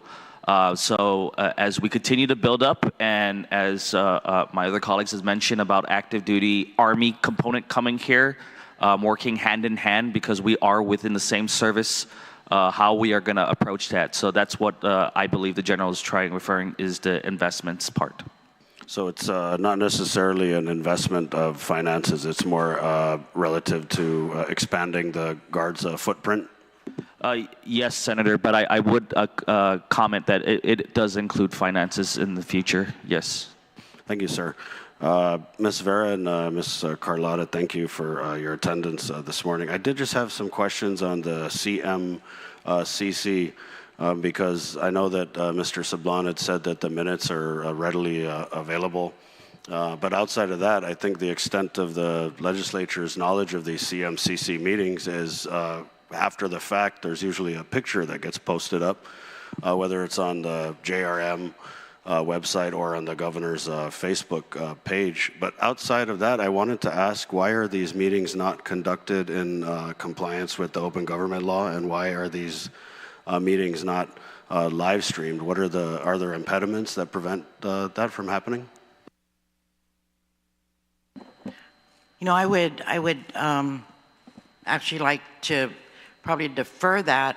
My understanding is those meetings are obviously between the two government entities, federal and GovGuam. We are, as Randy said, much of that information is unclassified. We, the CDLO, through our grantor, we have requested to fund a website. And so that is in coordination. As a matter of fact, I had requested for an update to be able to upload a lot of the information. But again, if there is anything that you would like to see, we would gladly send it. But in terms of, the open government law and allowing the, sessions to be live streamed, I would imagine I'd have to take that back to legal counsel. I'm not too familiar with how the CMCC was set up and what the legal parameters are in terms of the open government law. I would just offer for the record that transparency after the fact is not transparent at all. But Mr. Sablan, is there any impediment that prevents these meetings from being live streamed so that the people of Guam could be made aware of the very urgent issues that are being discussed in these forums? Senator, I would, similar to Vera, I would have to, consult with other staff at, from the DoD perspective, from the federal government perspective. I would say this: they're basically working meetings. They're not intended to be public meetings, but that doesn't mean that the information is, classified, that kind of thing. I do want to say, though, I made a statement earlier that the information is unclassified. That's an accurate statement, but there is a category referred to as controlled but unclassified. If one slide in a slide deck in a presentation has some sensitive information, there might be a need to protect that or redact it, but that's not very common that we have that kind of information. But I would have to go back to legal counsel and my bosses to really drill into, what does it look like to have live streaming of a working meeting between two executives. It would certainly change the dynamic to some extent, but I appreciate your question. Thank you. So you had mentioned that if anybody in the public would like to obtain the meeting's minutes, they would be able to do so. Is there anything that's preventing you or the CDLO from otherwise posting these meetings in a public forum, like a website? Not that I can think of. And then how would the public be able to obtain these meeting minutes? Whose office would they have to reach out to? So you can get them from either CDLO or my office. So you can call the... Can you get them? I can provide contact information for that purpose, and I'm sure Vera can do the same. Okay, I think Madam Chair would just, for the committee's indulgence, if we could get those meeting minutes. Absolutely. I'll follow up with you, Vera, as well as you. Okay. Thank you for that, ma'am. And thank you, Ms. Vera. So I guess my last question is there anything, since you attend these meetings, has there ever been any discussion that you believe that the people of Guam should not be privy to? Should not be privy to? I don't believe so. As Randy mentioned, I can't even remember. That's how very rare it is that there is a discussion or anything that is, classified. CUI. I'm sorry, the acronym. I can't remember it. But I don't believe that there is anything that the people of Guam should not know. And so, again, we are willing to provide any information that you need. Are you willing to advocate with the Office of the Governor for the publicizing of these meetings, whether the dates of the meetings, or I guess my first question, going back, are members of the general public, should they become aware of a CMCC meeting, are they allowed to attend these meetings? I would go back to, I would need to seek, obviously, legal counsel on, how the CMCC was established. But I do know that it is essentially, a working group of, like-minded leaders from all of the, government agencies or DoD representatives, again, utilities, housing, and our directors, I think you've seen, have been very transparent in providing updates relative to their agencies and what they're working on with Department of Defense. As Senator Carlotta mentioned, Housing just released a report. We also released, if you recall, on the major action for the missile defense, NEPA, we issued all of the agency responses so that the public could see what some of the concerns are with those agencies and the level of service that they provide to the people of Guam. So that is also available, and they pretty diligent in their responses. So I think there's a lot that's out there right now. Ma'am, do you agree, yes or no, that these meetings should be live streamed for the public, or that the public should be allowed to attend these meetings, or senators for that matter? The CMCC meetings. Whoever, please. Good morning. Before I get to that, what I would say is the report that we were just talking about that the government of Guam submitted on the missile defense EIS, it was 229 pages. So the government of Guam agencies, that's where you can see how they're interacting with other different, their stakeholders. So like if Department of Labor is talking about something, then they're gonna be referencing the contractors or the people that they're dealing with. If GMH is talking, they're talking about the doctors and the different groups that they're involved in. So at the GovGuam agency, what Vera was saying, the GovGuam agency goes out to their stakeholders to build out what are the impacts and what mitigations would we want to see. And that's how we get more voices in this. At different times, the legislature has been more active and involved. As I said, way back in the olden days in the CMTF, or when I was in the BRAC steering committee. So I think that there is a place for lawmakers. And what I would say is when you enter into these working groups, the working groups that we are in, what is helpful is to get a things to do list. When you come into these meetings and you're representing the legislature, they're gonna say, this is the things to do list. We need to work on the salary adjustments for environmental engineers, water quality standards, or archaeology salary levels. There's a huge things to do list for lawmakers when you come into these committees. So me personally, I welcome you guys in everything, because you know I could chunk you up with a big things to do list.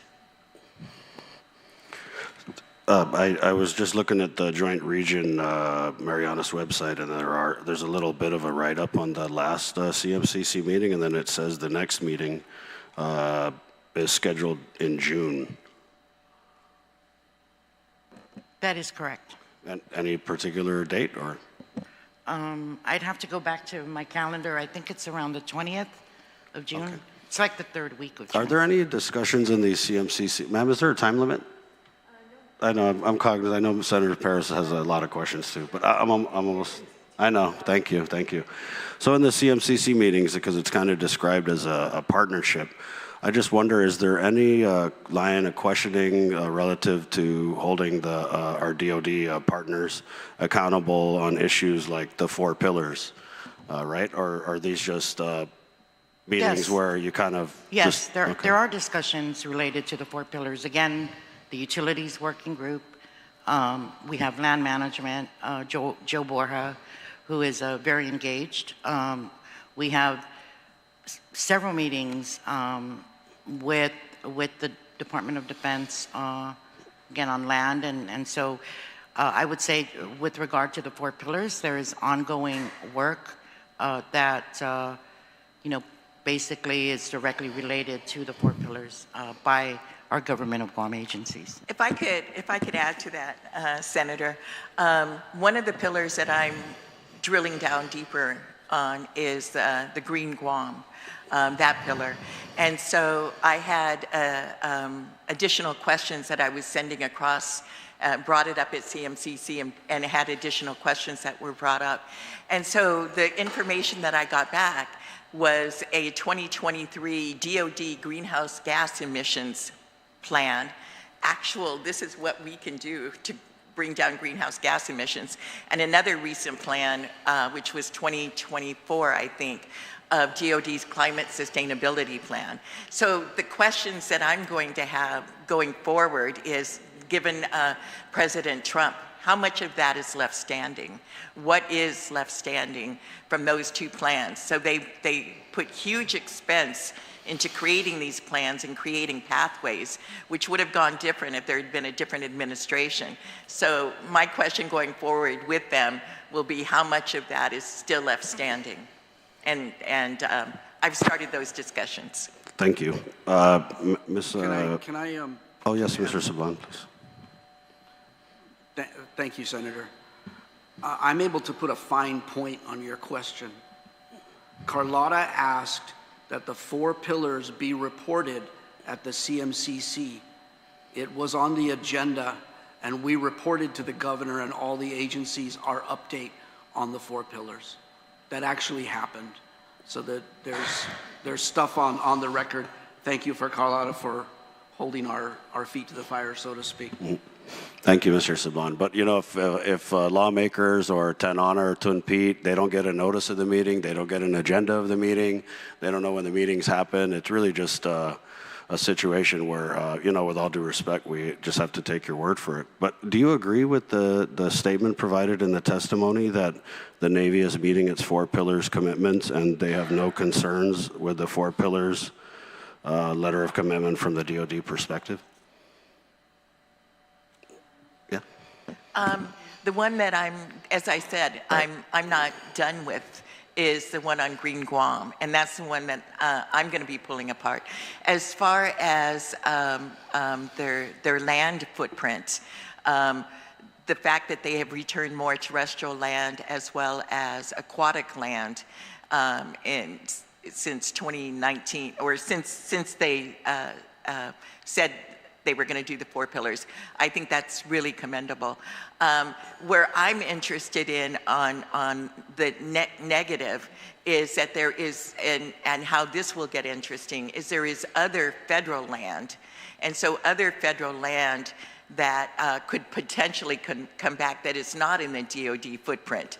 I want to keep an eye on that, and I would advise you to keep an eye on whether or not they can trigger something where they get in front of the line and prevent that other land coming back, whether it's from interior or parks or other places.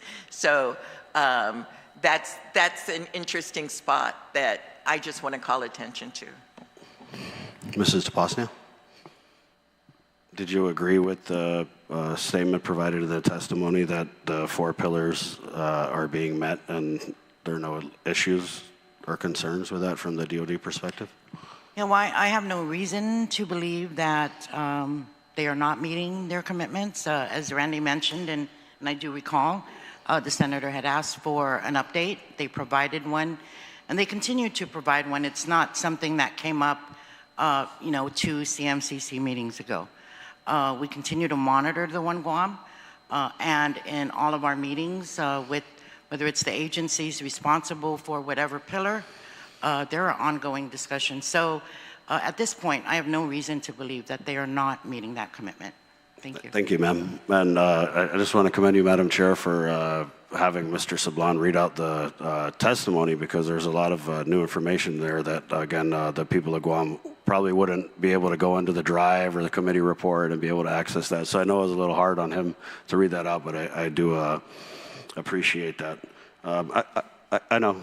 I have nothing further at this time, ma'am.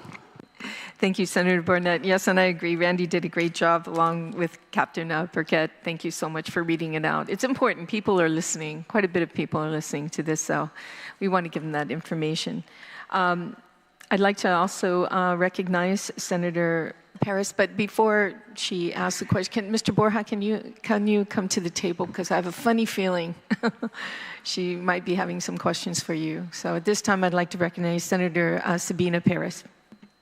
Thank you, Madam Chair, and thank you for holding this very long-awaited info hearing. Okay, so going back to the 4 pillars, in the letter provided by,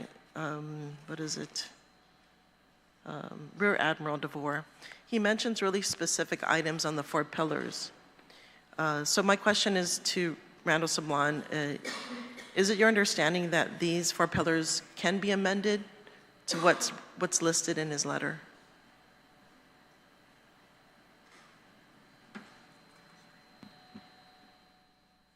So the 4 pillars come out of a letter of commitment from a certain Undersecretary of the Navy. He's no longer the Undersecretary of the Navy, but if you wanted to approach the current Undersecretary of the Navy for some discussion on amendments, I suppose that senior leader could consider that. I think the government of Guam has looked to really sort of ensure that there may be commitments going into the future, not called the 4 commitments, but looking to remain engaged with senior Navy leadership, senior DoD leadership. And that's fine, but I think you'd need to keep this in context. Those commitments were made pursuant to the buildup, to DIPRI. They, as provided in the responses, we think that they're still appropriate. They're still underway. 2 of them are probably, one of them is for sure mission accomplished. The other one is very close to mission accomplished. The other 2 are ongoing. We continue to work on them, and we have until we finish the actual buildup. We've brought it all to a completion. I don't know. I'm wondering. Okay. So which one is mission accomplished according to you? 24/7 access to Pagat. We're no longer involved in the Pagat Village or Pagat Cave area. And that's mission accomplished. Which is the other one?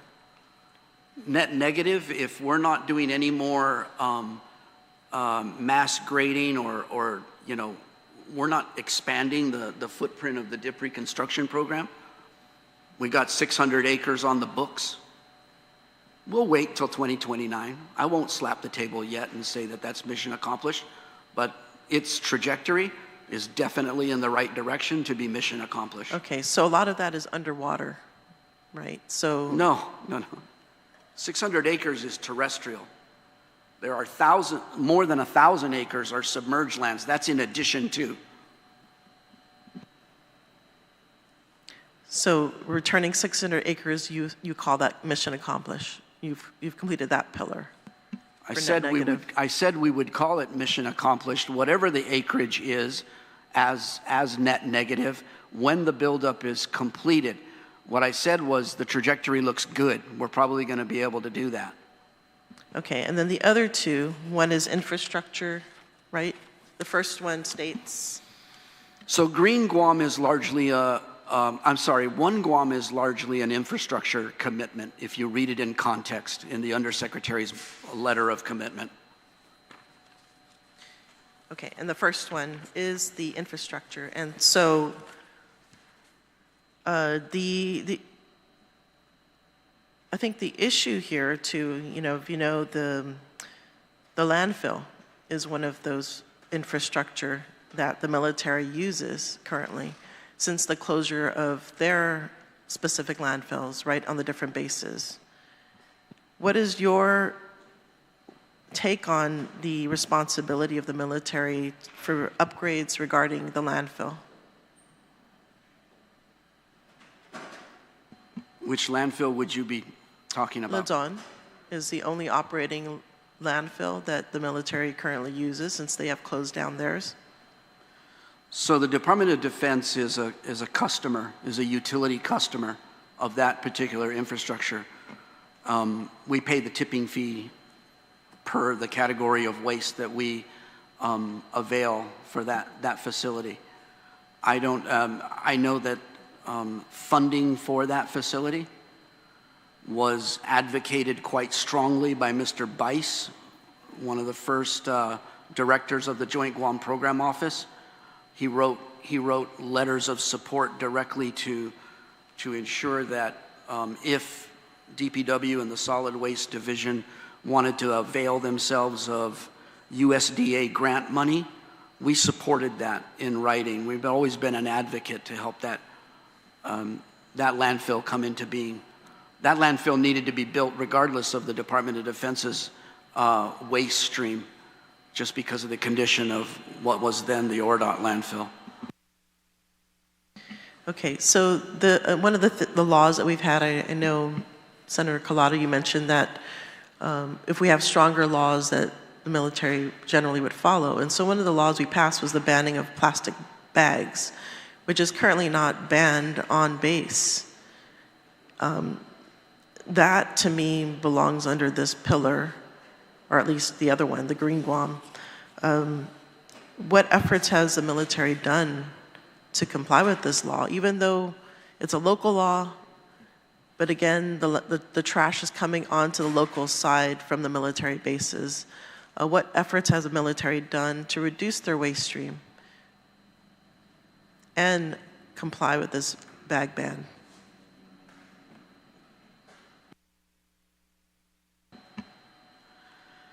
I appreciate your perspective on military trash coming off of our installations onto civilian lands. You're entitled to that perspective, Senator.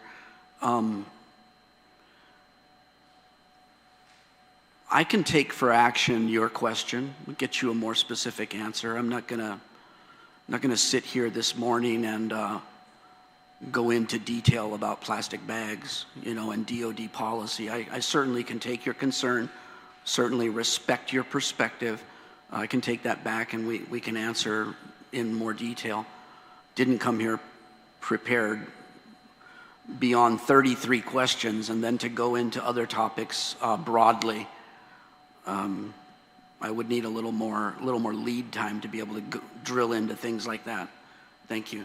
I appreciate that. And if that can come up the next June 20th meeting, if that could be followed up with that.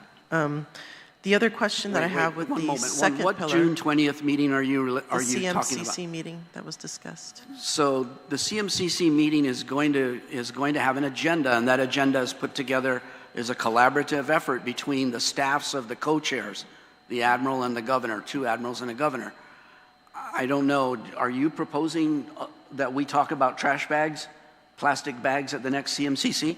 It's possible, well, but hopefully, is that what you're asking? Well, you said you're going to take it back, and no better time than the present, right? So, not just trash bags. We're talking about the volume of trash, too, as well. You'll need to be a little more specific than that. I mean, if you want an agenda item, if you desire to have an agenda item well, we don't. Vera, about solid waste? I would definitely want to defer that to the oversight agency. I imagine that would be Guam Environmental Protection Agency. So I could certainly talk to them and see. I don't have that on the current draft agenda, but I would, again, defer back to my colleague who has oversight of the trash, whether it's solid waste or Guam EPA. But I can certainly do that. Okay, thank you for that, Director. So the other thing, the pillar that I see is not accomplished is the green one. And here specifically in the letter, it talks only about energy, but it doesn't talk about other things. Carlotta, do you have understanding of what this pillar encompasses, or is it just specifically about energy? It's more than that. And so when I started to dive deeper into it and pull it apart, I received a bunch of documents, and that's how I came across I was given the DOD greenhouse gas emissions study and plan of action and their sustainability plan of action. So the very first thing that I did is I started sharing that with our different agencies. So this is pretty new. And to just now say, as I said, with the change of administration, both of these policies looked like they were ready to launch. They were completed and ready to go. And I don't know what's left of them, and I don't know what the plan is with them, and then and how much that is in that pillar. So I can assure you, Senator, that I'm laser focused on that particular pillar. Okay, the other issue is water consumption as well as water quality. So in the paper in the Post, I think it was today or yesterday, it states that, well, let's focus on consumption. Do we have a handle of how much water is being consumed on base? Do we have that number? I would say that Miguel Bradallo is a member of the CMCC. He's an active member of the CMCC, and any studies and analysis, they're very much on top of it. They have a strong working relationship with Navy water, and so me personally, I would turn to Miguel Bradallo for the answers to that. They're keeping close track, I believe. So have you been briefed, Director Tapasnia, on the water consumption? I wouldn't say briefed. I do know that in response to the NEPA action, the recent NEPA EIS, that our GWA met with us and they responded very in a very detailed manner, and that is available. But I don't have the consumption numbers off the top of my head. No, I don't. But I know that Miguel has addressed that issue. Okay, so as a director of community liaison, what do you see your role is? I mean, Senator, some of the questions that you're asking has already been answered. You can refer to the comments that were provided on the Google Drive explaining her position under her letter that returned. So my understanding is that you are coordinating responses by the different agencies. Is that correct? Yes, coordinating, providing technical assistance. Our office, and I would be remiss, I have former Senator Bomba, who is our senior policy analyst. So not only do we coordinate, collaborate, but we also provide, technical information, as the Senator alluded to, on policies that are relevant to Guam, and policies that we could possibly adopt that we share with our agencies to pursue. Do you see as monitoring one of those roles to ensure that accountability is there? Well, it depends on how you define monitoring. From an environmental and cultural standpoint, we have agencies who are required by law to monitor. When I would say for us, if you mean that in a regulatory role, then that would probably be in most cases outside of my purview. Okay, but you're a clearinghouse of information, is that correct? Yes, so in terms of monitoring information, DoD policy, et cetera, we monitor that. So you see yourself as neutral in this position? Neutral. I would say my position is basically based on the direction of the governor of Guam, which has been a standing thing since our office has been in existence for over 15 years. And so that is to help coordinate, provide information, and advocate to the extent. Yeah, the reason why I'm asking these questions, because there are some serious concerns regarding the environment, and to be a neutral party in this to me is questionable. Maybe if I can ask Ms. Carlotta regarding Green Guam approach. So one of the issues that is coming out is the PFAS. And so we talked about water consumption. To me, that needs to be monitored closely. We only have so much water on Guam. I know we have abundance, but doesn't mean we should not conserve, because we're coming into a drought period. Mm-hmm. And so things like that, I feel, need to be weighed when we're looking at information and advocating for our island. The other issue is contamination issue. So PFAS, it's a recent study by WERI found that there were a majority of the wells, and I'm trying to pull up the information here, that were tested for PFAS. And so by 2029, Guam has to be under compliance of the Safe Drinking Water Act in regards to PFAS regulations. And so one of the major sources of PFAS is munitions. So we're talking about firing ranges. We're talking about landfills and dumps. We're talking about wastewater as well as septic tanks. So that includes septic tanks. So in regards to the military, I mean, you know, Guam has a huge exposure to militarization here on island. 30% of our land is militarized, at least, right? Our lease is under DOD control. You know, they just completed the firing range complex. So, and it's going to be an open air, right? A lot of these munitions are going to be releasing contaminants in the open air, as well as possibly it could be leached down below into our water lens, as well as the coastal areas. So, I mean, that to me is one of the pillars, belongs in those pillars. Is this going to be one topic that's going to be addressed in these meetings? I hope so. And I wouldn't say that I'm a neutral party. I feel like I'm a strong advocate for water, fresh water, and the environment. And one of the things that I would say, Senator, I get what you're saying about monitoring and compliance. And where I'll come back to is the needs of EPA. The needs of EPA to hire.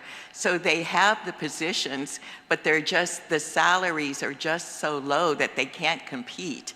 And if they do get people in there, they're often taken and not wooed, but maybe wooed by DOD because their salary structures are higher.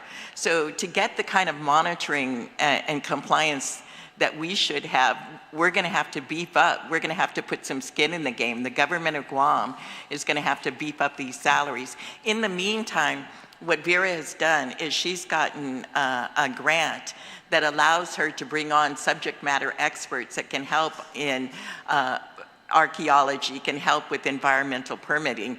But the long-range needs are that the government of Guam is going to have to improve the salary structures so that we can recruit, so that we can offer the compliance that our resources deserve and that our people will want. Senator Perez, can we also ask Mr. Borja, who's here, and he did a presentation on the environment. Environmental management was actually something that was brought up, and maybe he can talk about the new well treatment and distribution systems have undergone sanitary surveys, but you know, to the extent that Senator Perez was talking about, how do you monitor these contaminants? Yes, ma'am. So I understand that the question was regarding PFAS, if I'm understanding correctly.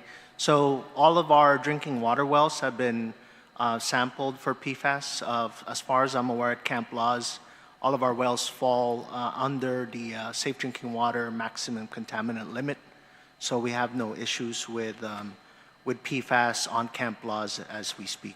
However, you know, as we move forward with working with our other partners into the future, you know, we are tracking some emerging contaminants like dieldrin that Guam EPA has been, you know, working with the individual installations on. So I would say that, you know, Guam EPA has a very strong role in making sure that we comply with both the existing regulatory frameworks for drinking water monitoring and also to work with us on emerging contaminants. So I feel like, you know, as they are a member of the CMCC, I see Michelle at the CMCC, basically at almost every meeting that I've attended. So we're working together in a couple of key measures. We have liaisons that are working at Guam EPA that are assisting the EPA staff. So I feel like, as you know, as Carlotta mentions, they are at a disadvantage as far as their pay scales are concerned, and I think there's long-term solutions out there that the government of Guam can pursue. But we stand ready to work with Guam EPA these types of concerns with PFAS. We don't anticipate any issues with regard to that and other contaminants from the firing range, but we are monitoring the drinking water wells per the Safe Drinking Water Act. So we continue to report that in our annual consumer confidence report, just like any utility purveyor on Guam. Thank you. Okay, if I can add a question to that. So you mentioned the CNMI Stormwater Manual. Does that include PFAS testing? No, ma'am. That's not included in the regulatory manual. So are you going to include PFAS testing? And we don't establish requirements, so we comply with local standards. Okay, there is federal standards. Do you realize that? I'm not sure that not sure there's a testing requirement as you put it. Yeah, but all drinking water facilities need to come under compliance by 2029, which includes water produced within the bases. Understood, ma'am. So Yeah. I did mention for Safe Drinking Water Act requirements, Yes. we comply with that. So you're talking about a stormwater management standard. So those are two separate regulatory frameworks, but I do understand your question. Yes, we will comply with monitoring at our drinking water wells. For stormwater management, I think Guam EPA is primarily concerned with meeting, trying to ensure that the stormwater management and naturally occurring flows are preserved as much as possible as it relates to development. But we will comply with drinking water monitoring requirements as it pertains to PFAS. So I appreciate your question. Okay, so one of the studies, the recent study by WIRI, basically highlighted how difficult it is to identify the source of where this PFAS is coming from. And PFAS, which has not been used, it's one of the main components of firefighting foam, which is heavily used by the military here on Guam. So are there any efforts by the military to assist the local utility for testing as well as treatment of PFAS?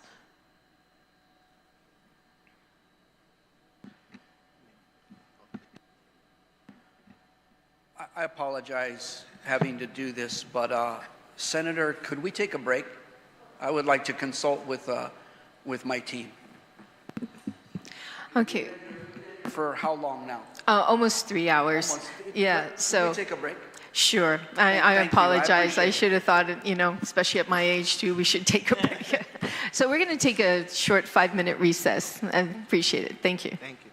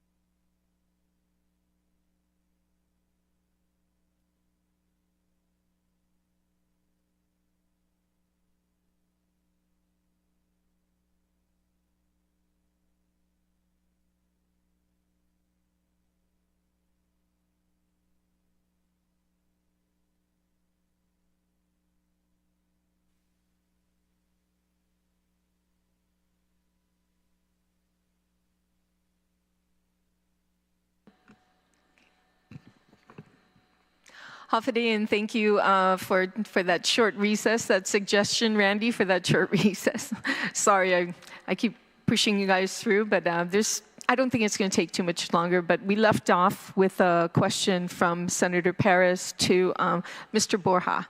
So, Senator Perez, you want to continue on with your line of questioning? Oh, but I believe Randy wanted to say something first before we get started. So, Mr. Sablan, you're recognized. Thank you, Senator. I want to make a recommendation. So we came here for a purpose, to brief on the buildup, and we answered all of your questions, went beyond sort of just the buildup, right? So if there's interest in PFAS and PFOS, plastic bag policy, solid waste, loading of Luzon landfill, what our water usage is, munitions of constituents, or any other environmental compliance, I think that goes beyond the boundaries of this. We're not talking about DOD operationally today, and I think we can certainly answer those questions. You took the time to write us 33 questions. We answered all but one of those, and I invite another 33 questions on environmental compliance and DOD's operations on the island of Guam. But that's not what I understood this briefing was to be about. And to be quite honest, it takes on a little bit of an oversight feeling. So are we oversighting DOD on environmental compliance? I want to be very careful, and I also want to be very respectful. Captain Burkett's got other things to do to run a construction site. If you don't need him, I'd like to excuse him. And Al Borja doesn't speak for all of the environmental compliance that DOD does on all installations, right? Camp Blas isn't even activated. There's a couple hundred Marines here. So are we reaching into the future with compliance? Are we talking about legacy waste that goes back 30, 40, 80 years? Those are big topics. And we can answer questions on that, but I would like there to be something a little more concise. I'd like to stay in the swim lane. Otherwise, I feel like we're finished unless there are other questions related to the two briefings that we provided, your questions, Senator, that you have on the agenda, and maybe a little bit of drilling into some of the responses on 33 questions. Otherwise, this is just going to go, on, and I'm going to have to say multiple times we'll take that for action. If that's what you want me to say to every question, we'll take that for action, because I think we've gone beyond what is a reasonable exchange of information given the time provided. Then I'll do that, but I'm making a recommendation that we keep this a little tight. Thank you. With all due respect, Senator. Yeah, and with all due respect, Mr. Sablan, you opened that gate when they presented the Committee on Environmental Protection, Natural Resources, Conservation, Cultural Resources when we had this meeting.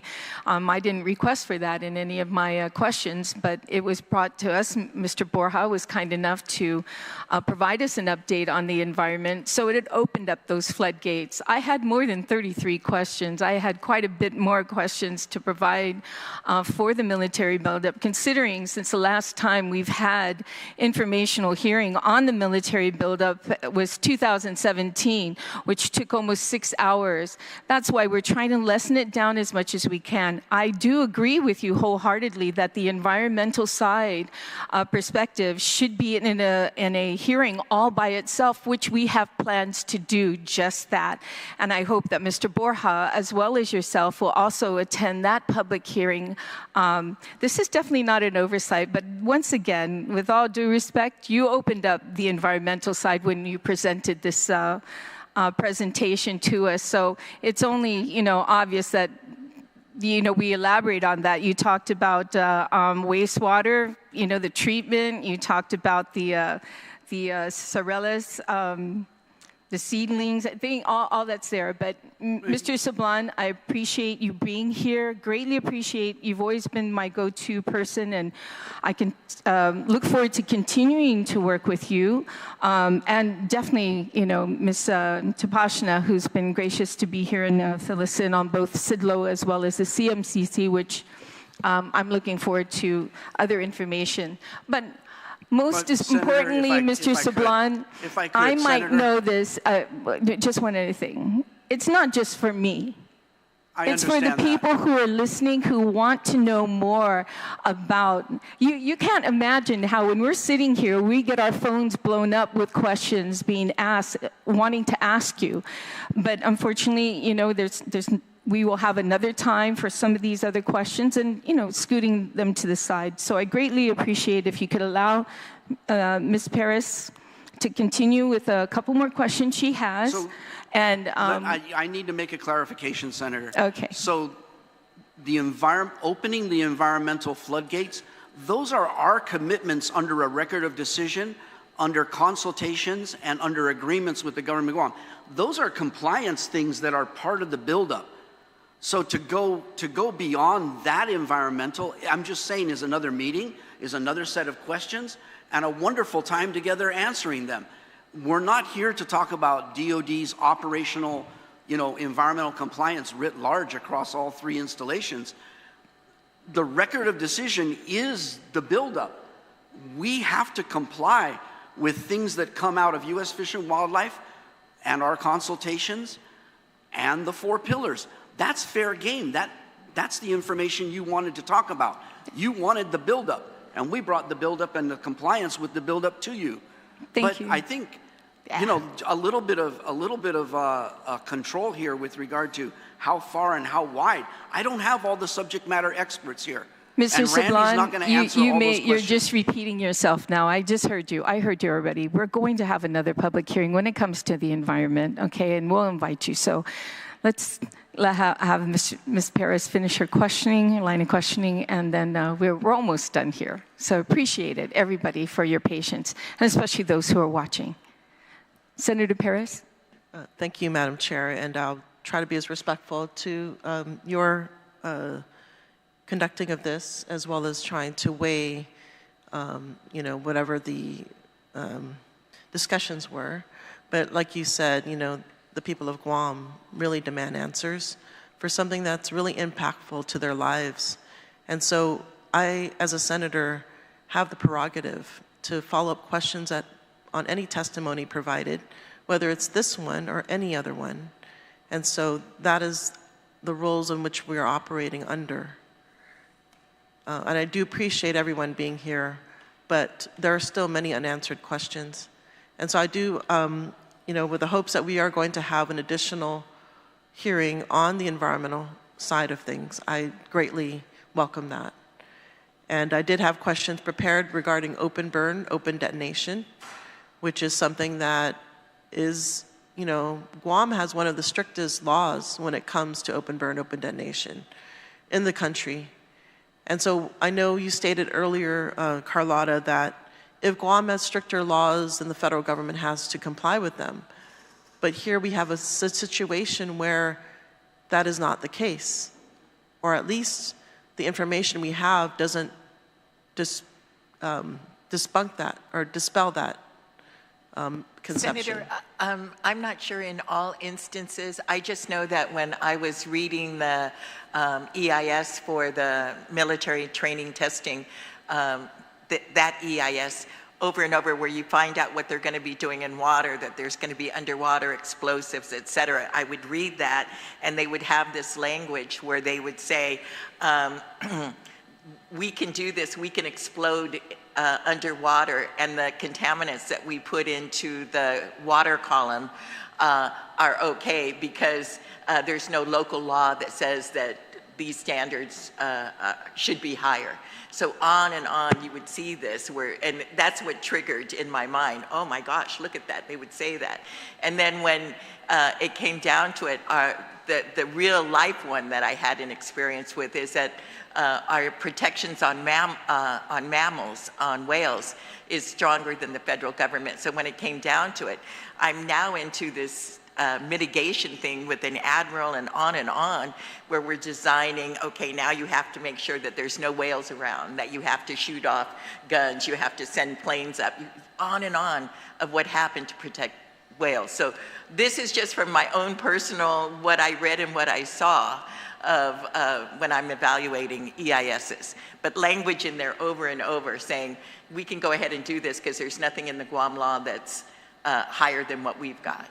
That was my experience, Senator. Okay, yeah, there's more information that I would like to share with you, and Director Tapasnia, just to, give you more information. So when you come into these meetings, you have more to discuss, especially with this pillar number 2, right?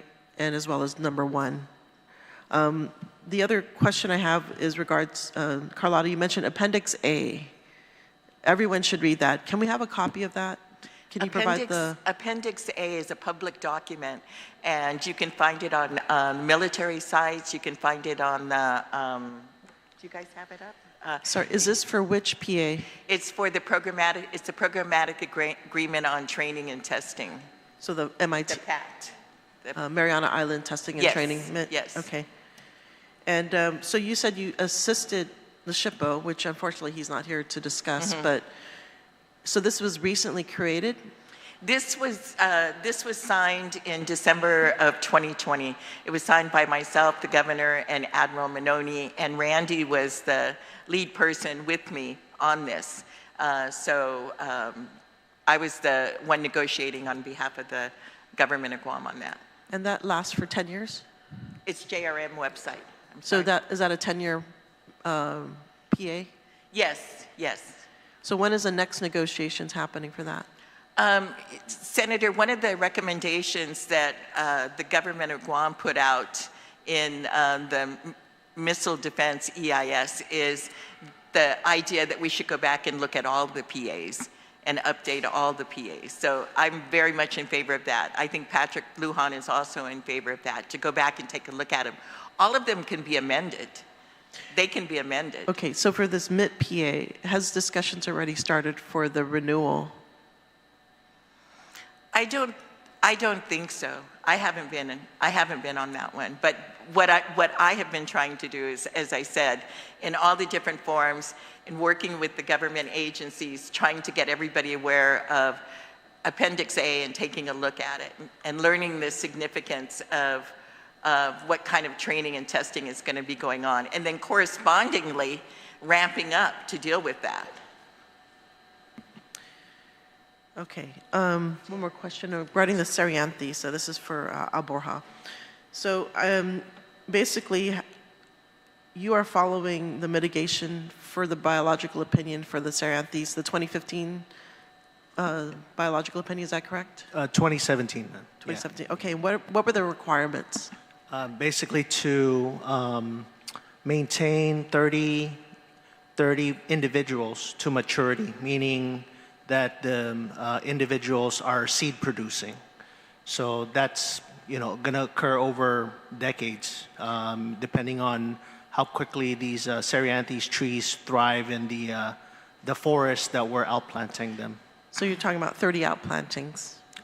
Actually, we have 100 right now. We have 100 outplantings right now. But the goal is to get 30 outplantings reproductive? That's correct, ma'am. So you're not counting whatever exists currently?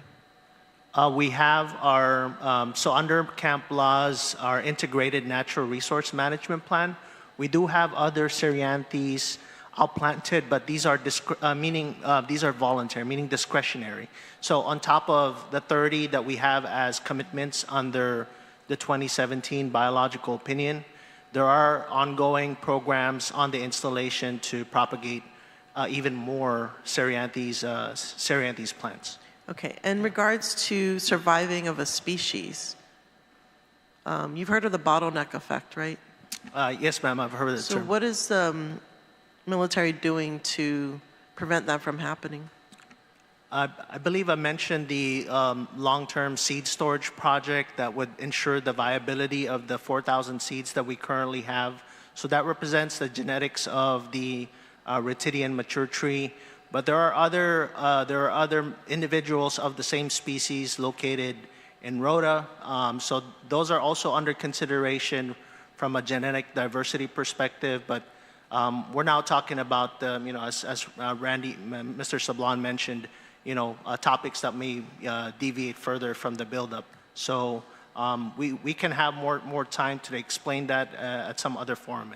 Yeah, it's my understanding that there was a study to to help prevent that from happening, and the funding got stopped. Is there a way to ensure that that continues?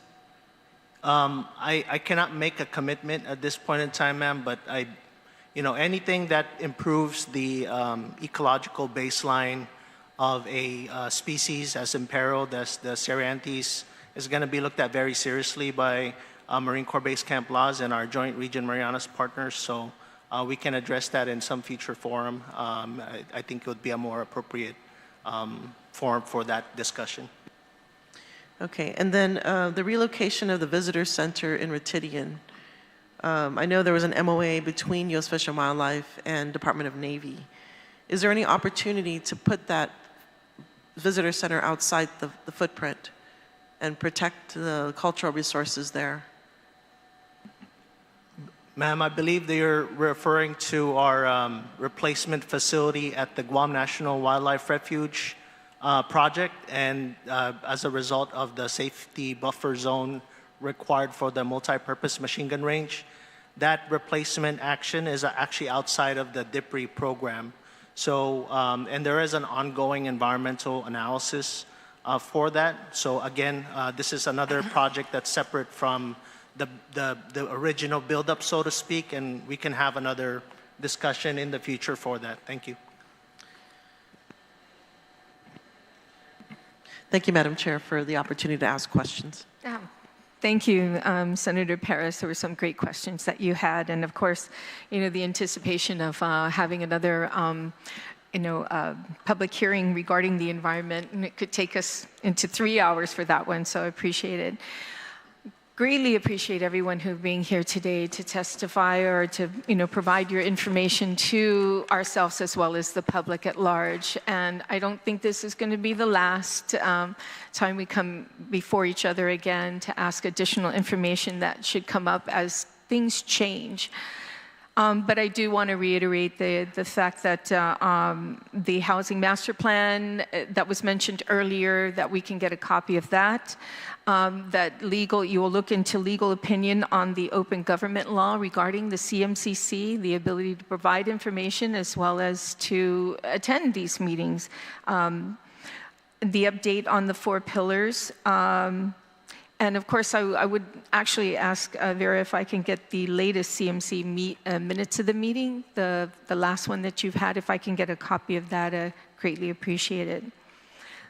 But other than that, if there are no further questions or comments, this concludes our briefing. I want to thank all of you for participating. I would like you to create a great day.